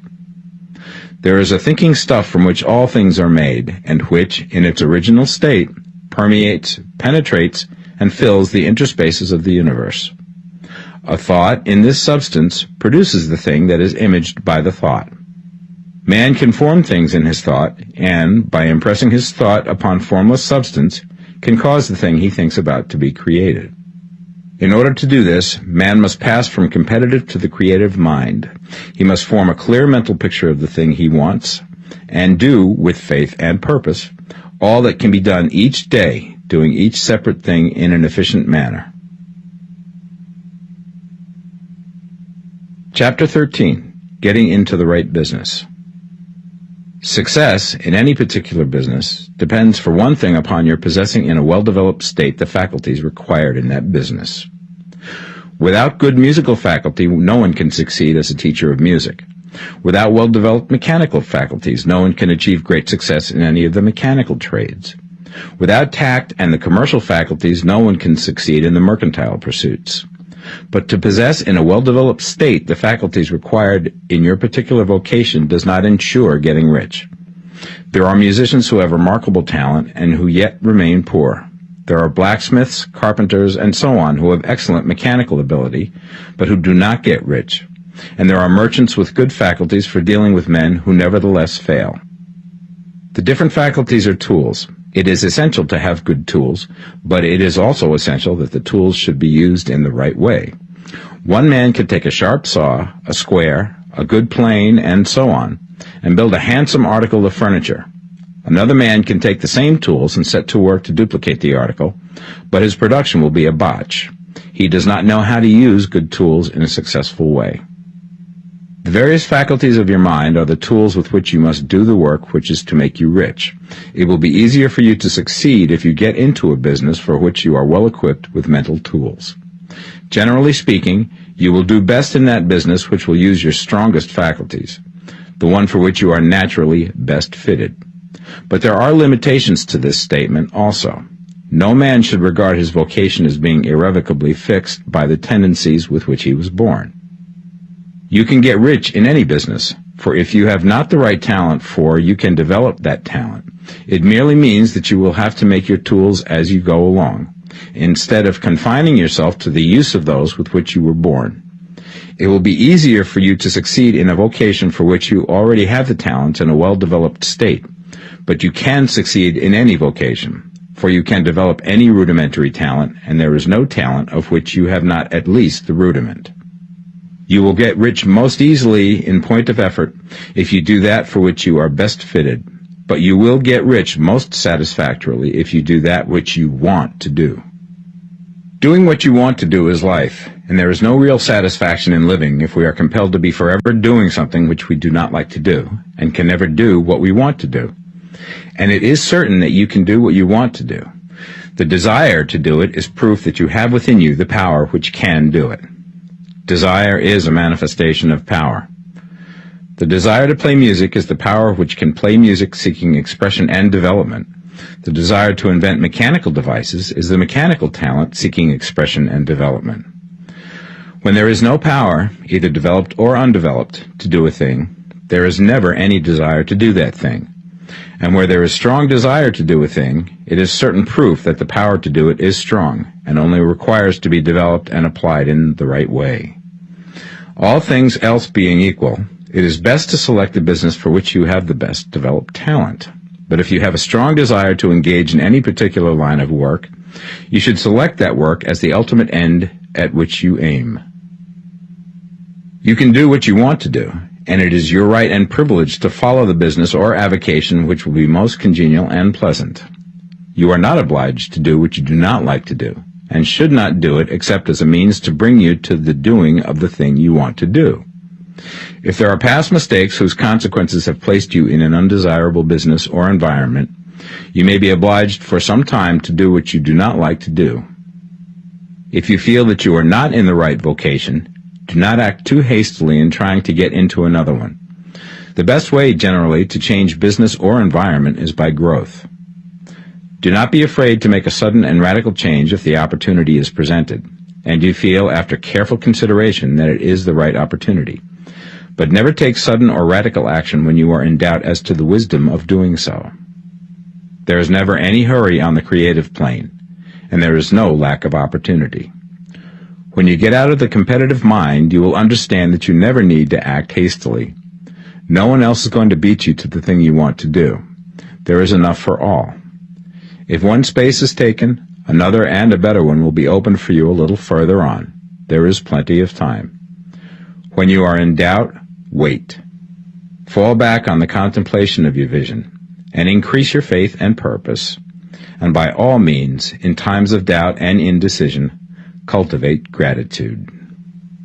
A day or two spent in contemplating the vision of what you want, and in earnest thanksgiving that you are getting it, will bring your mind into such close relationship with the Supreme that you will make no mistake when you do act. There is a mind which knows all there is to know, and you can come into close unity with this mind by faith and the purpose to advance in life if you have deep gratitude. Mistakes come from acting hastily, or from acting in fear or doubt, or in forgetfulness of the right motive, which is more life to all and less to none. As you go on in the certain way, opportunities will come to you in increasing number, and you will need to be very steady in your faith and purpose, and to keep in close touch with the all-mind by reverent gratitude. Do all that you can do in a perfect manner every day, but do it without haste, worry, or fear. Go as fast as you can, but never hurry. Remember that in the moment you begin to hurry, you cease to be a creator and become a competitor. You drop back upon the old plane again. Whenever you find yourself hurrying, call a halt. Fix your attention on the mental image of the thing you want, and begin to give thanks that you are getting it. The exercise of gratitude will never fail to strengthen your faith and renew your purpose. Chapter 14. The Impression of Increase. Whether you change your vocation or not, your actions for the present must be those pertaining to the business in which you are now engaged. You can get into the business you want by making constructive use of the business you are already established in, by doing your daily work in a certain way. And insofar as your business consists in dealing with other men, whether personally or by letter, the key thought of all your efforts must be to convey to their minds the impression of increase. Increase is what all men and women are seeking. It is the urge of the formless intelligence within them, seeking fuller expression. The desire for increase is inherent in all nature. It is the fundamental impulse of the universe. All human activities are based on the desire for increase. People are seeking more food, more clothes, better shelter, more luxury, more beauty, more knowledge, more pleasure. Increase in something, more life. Every living thing is under this necessity for continuous advancement. Where increase of life ceases, dissolution and death set in at once. Man instinctively knows this, and hence he is forever seeking more. This law of perpetual increase is set forth by Jesus in the parable of the talents. Only those who gain more retain any. From him who hath not shall be taken away even that which he hath. The normal desire for increased wealth is not an evil or a reprehensible thing. It is simply the desire for more abundant life. It is aspiration. And because it is the deepest instinct of their natures, all men and women are attracted to him who can give them more of the means of life. In following the certain way, you are getting continuous increase for yourself, and you are giving it to all with whom you deal. You are a creative center from which increase is given off to all. Be sure of this, and convey assurance of the fact to every man, woman, and child with whom you come in contact. No matter how small the transaction, even if it be only the selling of a stick of candy to a little child, put into it the thought of increase, and make sure that the customer is impressed with the thought. Convey the impression of advancement with everything you do, so that all people shall receive the impression that you are an advancing man, and that you advance all who deal with you. Even to the people whom you meet in a social way, without any thought of business, and to whom you do not try to sell anything, give the thought of increase. You can convey this impression by holding the unshakable faith that you, yourself, are in the way of increase, and by letting this faith inspire, fill, and permeate every action. Do everything that you do in the firm conviction that you are an advancing personality, and that you are giving advancement to everybody. Feel that you are getting rich, and that in doing so you are making others rich, and conferring benefits to all. Do not boast or brag of your success, or talk about it unnecessarily. True faith is never boastful. Wherever you find a boastful person, you find one who is secretly doubtful and afraid. Simply feel the faith, and let it work out in every transaction. Let every act and tone and look express the quiet assurance that you are getting rich, that you are already rich. Words will not be necessary to communicate this feeling to others. They will feel the sense of increase when in your presence, and will be attracted to you again. You must so impress others that they will feel that in associating with you they will get increase for themselves. See that you give them a use value greater than the cash value you are taking from them. Take an honest pride in doing this, and let everybody know it, and you will have no lack of customers. People will go where they are given increase, and the Supreme, which desires increase in all, and which knows all, will move towards you men and women who have never heard of you. Your business will increase rapidly, and you will be surprised at the unexpected benefits which will come to you. You will be able from day to day to make larger combinations, secure greater advantages, and to go on into a more congenial vocation if you desire to do so. You must never lose sight of your vision of what you want, or your faith and purpose to get what you want. Let me here give you another word of caution in regards to motives. Beware of the insidious temptation to seek for power over other men. Nothing is so pleasant to the unformed or partially developed mind as the exercise of power or dominion over others. The desire to rule for selfish gratification has been the curse of the world.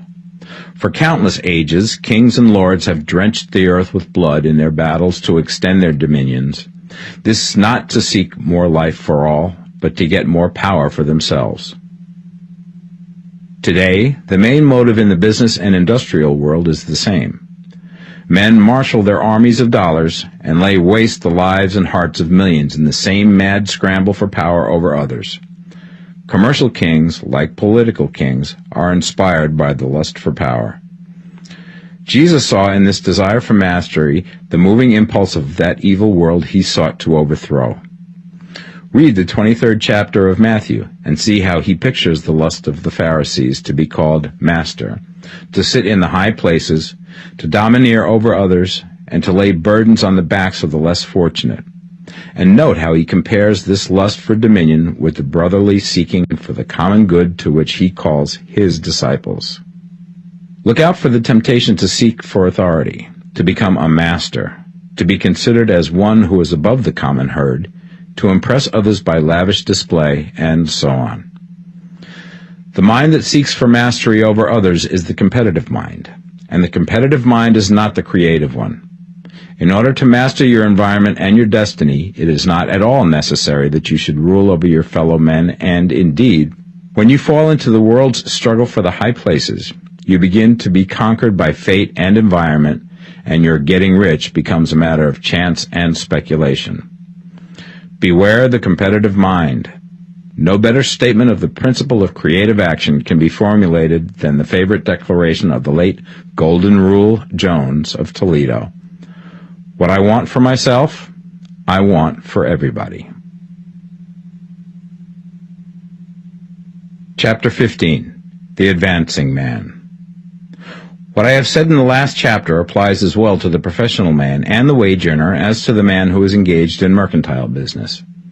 No matter whether you are a physician, a teacher, or a clergyman, if you can give increase of life to others and make them sensible of the fact, they will be attracted to you and you will get rich.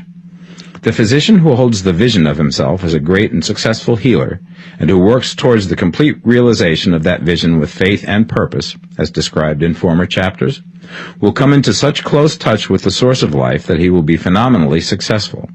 Patients will come to him in throngs. No one has a greater opportunity to carry into effect the teaching of this book than the practitioner of medicine. It does not matter to which of the various schools he may belong, for the principle of healing is common to all of them, and may be reached by all alike.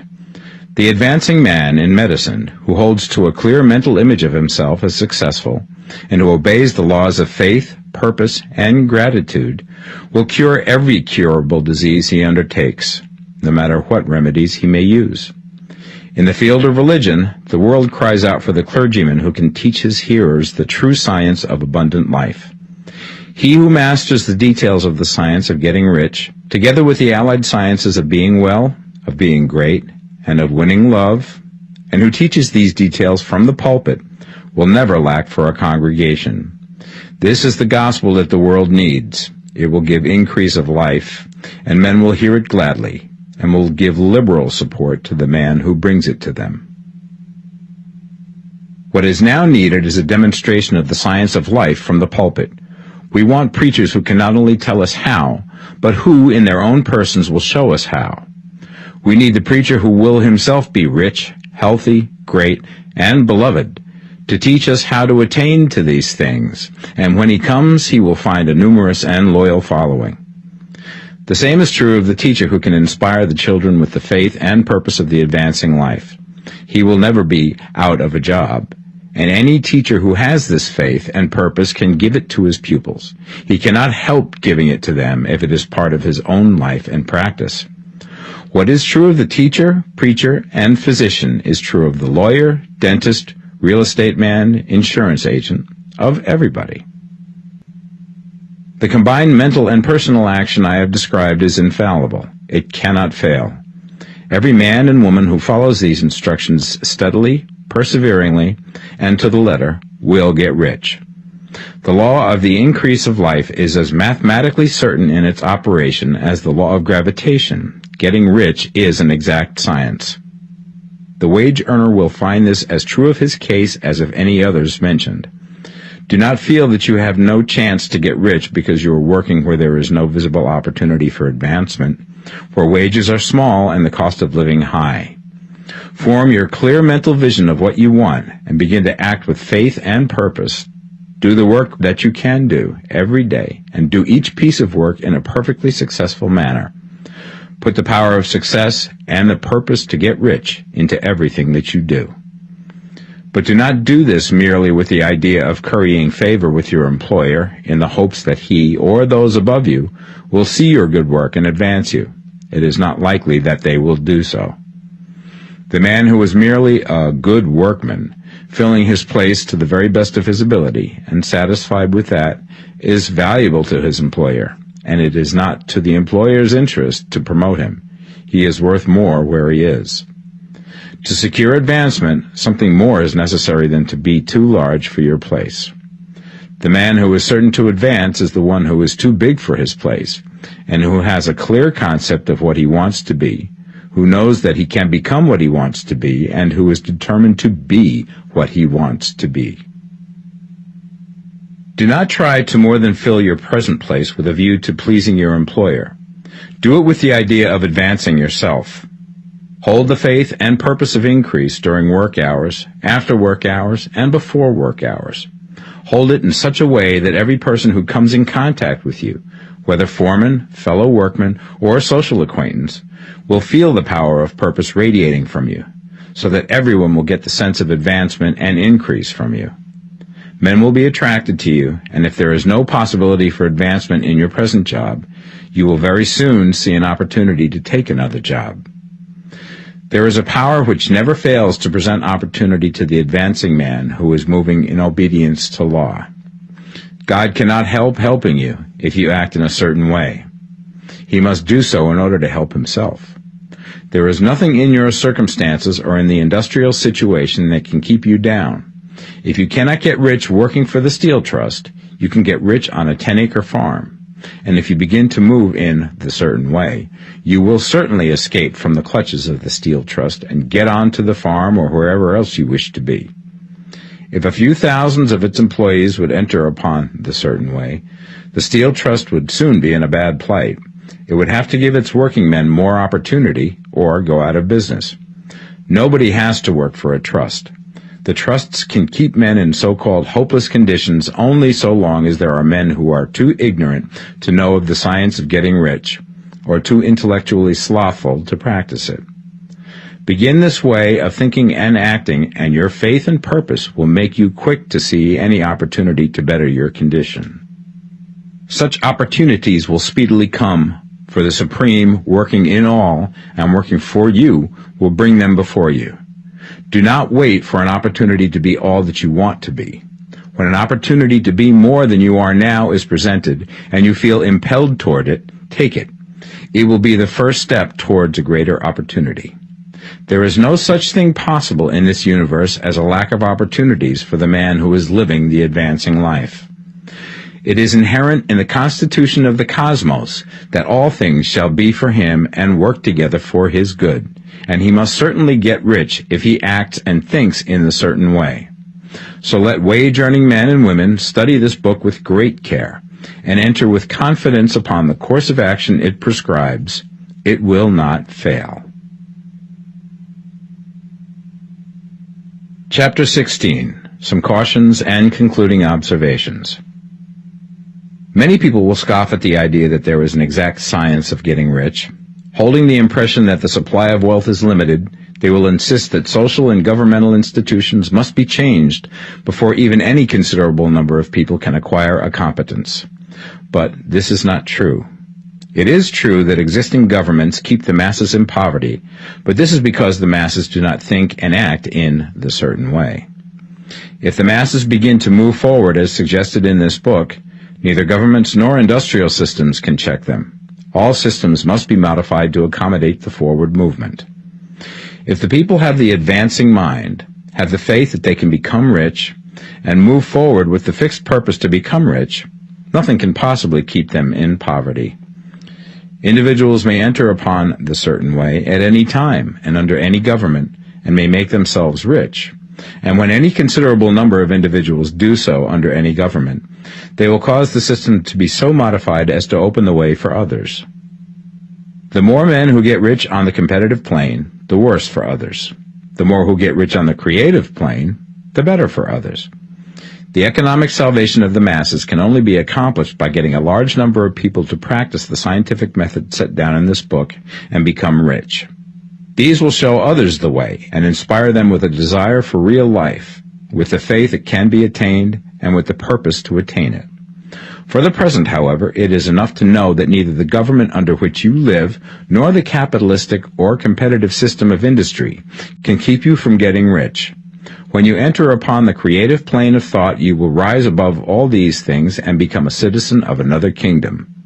But remember that your thought must be held upon the creative plane.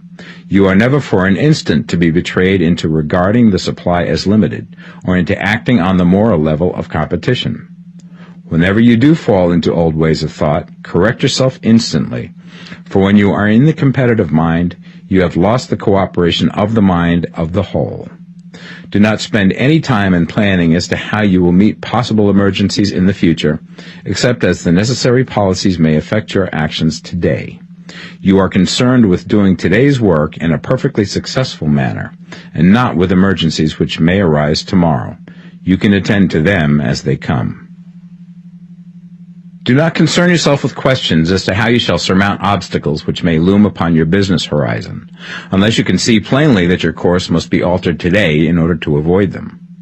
No matter how tremendous an obstruction may appear at a distance, you will find that if you go on in the certain way, it will disappear as you approach it, or that a way over, through, or around it will appear. No possible combination of circumstances can defeat a man or woman who is proceeding to get rich along strictly scientific lines. No man or woman who obeys the law can fail to get rich, any more than one can multiply 2 by 2 and fail to get 4. Give no anxious thought to possible disasters, obstacles, panics, or unfavorable combinations of circumstances. It is time enough to meet such things when they present themselves before you in the immediate present, and you will find that every difficulty carries with it the wherewithal for its overcoming. Guard your speech. Never speak of yourself, your affairs, or of anything else in a discouraged or discouraging way. Never admit the possibility of failure, or speak in a way that infers failure as a possibility. Never speak of times as being hard, or of business conditions as being doubtful. Times may be hard and business doubtful for those who are on the competitive plane, but they can never be so for you. You can create what you want, and you are above fear. When others are having hard times and poor business, you will find your greatest opportunities. Train yourself to think of and to look upon the world as a something which is becoming, which is growing, and to regard seeming evil as being only that which is undeveloped. Always speak in terms of advancement. To do otherwise is to deny your faith, and to deny your faith is to lose it. Never allow yourself to feel disappointed. You may expect to have a certain thing at a certain time and not get it at that time, and this will appear to you like failure. But if you hold to your faith, you will find that the failure is only apparent. Go on in the certain way, and if you do not receive that thing, you will receive something so much better that you will see that the seeming failure was really a great success. A student of this science had set his mind on making a certain business combination which seemed to him at the time to be very desirable, and he worked for some weeks to bring it about. When the crucial time came, the thing failed in a perfectly inexplicable way. It was as if some unseen influence had been working secretly against him. He was not disappointed. On the contrary, he thanked God that his desire had been overruled, and went steadily on with a grateful mind. In a few weeks, an opportunity so much better came his way that he would not have made the first deal on any account, and he saw that a mind which knew more than he knew had prevented him from losing the greater good by entangling himself with the lesser. That is the way every seeming failure will work out for you, if you keep your faith, hold to your purpose, have gratitude, and do every day all that can be done that day, doing each separate act in a successful manner. When you make a failure, it is because you have not asked for enough. Keep on, and a larger thing than you were seeking will certainly come to you. Remember this. You will not fail because you lack the necessary talent to do what you wish to do. If you go on as I have directed, you will develop all the talent that is necessary to the doing of your work. It is not within the scope of this book to deal with the science of cultivating talent, but it is as certain and simple as the process of getting rich. However, do not hesitate or waver for fear that when you come to any certain place, you will fail for lack of ability. Keep right on, and when you come to that place, the ability will be furnished to you. The same source of ability which enabled the untaught Lincoln to do the greatest work in government ever accomplished by a single man is open to you. You may draw upon all the mind there is for wisdom to use in meeting the responsibilities which are laid upon you. Go on in full faith. Study this book. Make it your constant companion until you have mastered all the ideas contained in it. While you are getting firmly established in this faith, you will do well to give up most recreations and pleasure, and to stay away from places where ideas conflicting with these are advanced in lectures or sermons. Do not read pessimistic or conflicting literature, or get into arguments upon the matter. Do very little reading, outside of the writers mentioned in the preface. Spend most of your leisure time in contemplating your vision, and in cultivating gratitude, and in reading this book. It contains all you need to know of the science of getting rich, and you will find all the essentials summed up in the following chapter. Chapter 17. Summary of the Science of Getting Rich. There is a thinking stuff from which all things are made, and which, in its original state, permeates, penetrates, and fills the interspaces of the universe. A thought in this substance produces the thing that is imaged by the thought. Man can form things in his thought, and by impressing his thought upon formless substance can cause the thing he thinks about to be created. In order to do this, man must pass from the competitive to the creative mind, otherwise he cannot be in harmony with the formless intelligence, which is always creative and never competitive in spirit. Man may come into full harmony with the formless substance by entertaining a lively and sincere gratitude for the blessings it bestows upon him. Gratitude unifies the mind of man with the intelligence of substance, so that man's thoughts are received by the formless. Man can remain upon the creative plane only by uniting himself with the formless intelligence through a deep and continuing feeling of gratitude. Man must form a clear and definite mental image of the things he wishes to have, to do, or to become, and he must hold this mental image in his thoughts, while being deeply grateful to the Supreme that all his desires are granted to him. The man who wishes to get rich must spend his leisure hours in contemplating his vision, and in earnest thanksgiving that the reality is being given to him. Too much stress cannot be laid on the importance of frequent contemplation of the mental image, coupled with unwavering faith and devout gratitude. This is the process by which the impression is given to the formless, and the creative forces set in motion. The creative energy works through the established channels of natural growth, and of the industry and social order. All that is included in his mental image will surely be brought to the man who follows the instructions given above, and whose faith does not waver. What he wants will come to him through the ways of established trade and commerce. In order to receive his own when it shall come to him, man must be active, and this activity can only consist in more than filling his present place. He must keep in mind the purpose to get rich through the realization of his mental image.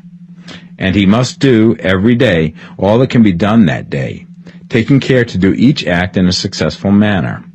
He must give to every man a use value in excess of the cash value he receives, so that each transaction makes for more life, and he must so hold the advancing thought that the impression of increase will be communicated to all with whom he comes in contact.